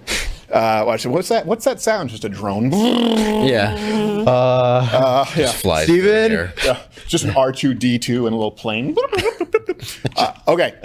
Everyone who's watching, thank you so much. Right now we're on YouTube. We're going to do some chat, take it from people on Mug Club, people who've been supporters, and Kyle's going to answer them directly. You only answer what you want to. You can say pass. It's not like Jimmy Fallon. I'm not going to break any eggs on your head or anything like that. Really? You didn't bring the eggs out? I didn't bring the eggs out. We were practicing before the show. Yeah, I know. Then we said we should probably do comedy. So Steven. Yeah. Did this interview stress you? I noticed you got a little gray right here. Oh, geez. Well, okay. So Dave's fat and I'm gray. Yeah, it's called Twins and Titanium Rib Cage, but... you know, it's nothing compared to your stress. You have no idea what you've just done. Yeah, you almost had to deal with. He's going to go dye his hair now. Yes. And spend the rest It's nothing compared to him. I mean, he was almost. You gonna dye it purple, Steven? Steven? Percy not wetting the sponge. What? You gonna dye it purple, Steven? Yeah, I'm gonna dye it purple. Get a nose ring. Yeah. And I will follow you everywhere you go. Perfect. And say white supremacy cannot win. And then I'll paint with my menstruation and get a job at BuzzFeed. All right, people on YouTube. Canvas ass. Smash the like button. Leave a comment below if you want more Ash Wednesdays, because every now and then people say, I don't like Ash Wednesdays, I like Ash Wednesdays, and leave your support for Kyle, because Kyle can go and check the comment section. Usually I would say don't check the comment section. Oh, I do. This will be a good one. Oh, God. Well, you should. Really? Talk about that with your shrink. For crying out loud. Don't do that. Jeez. You have any idea the prescriptions he's going to give you? And it's just like, what? Oh, you didn't need Wellbutrin. You just need to stop reading the comment section. We'll that's talk all about it it. is. Yeah, no kidding. YouTube, you're not going to like this part. Piss off. Oh, that's right. By the way, every time Steven Crowder hops off of YouTube, his content gets approximately 50% more racist.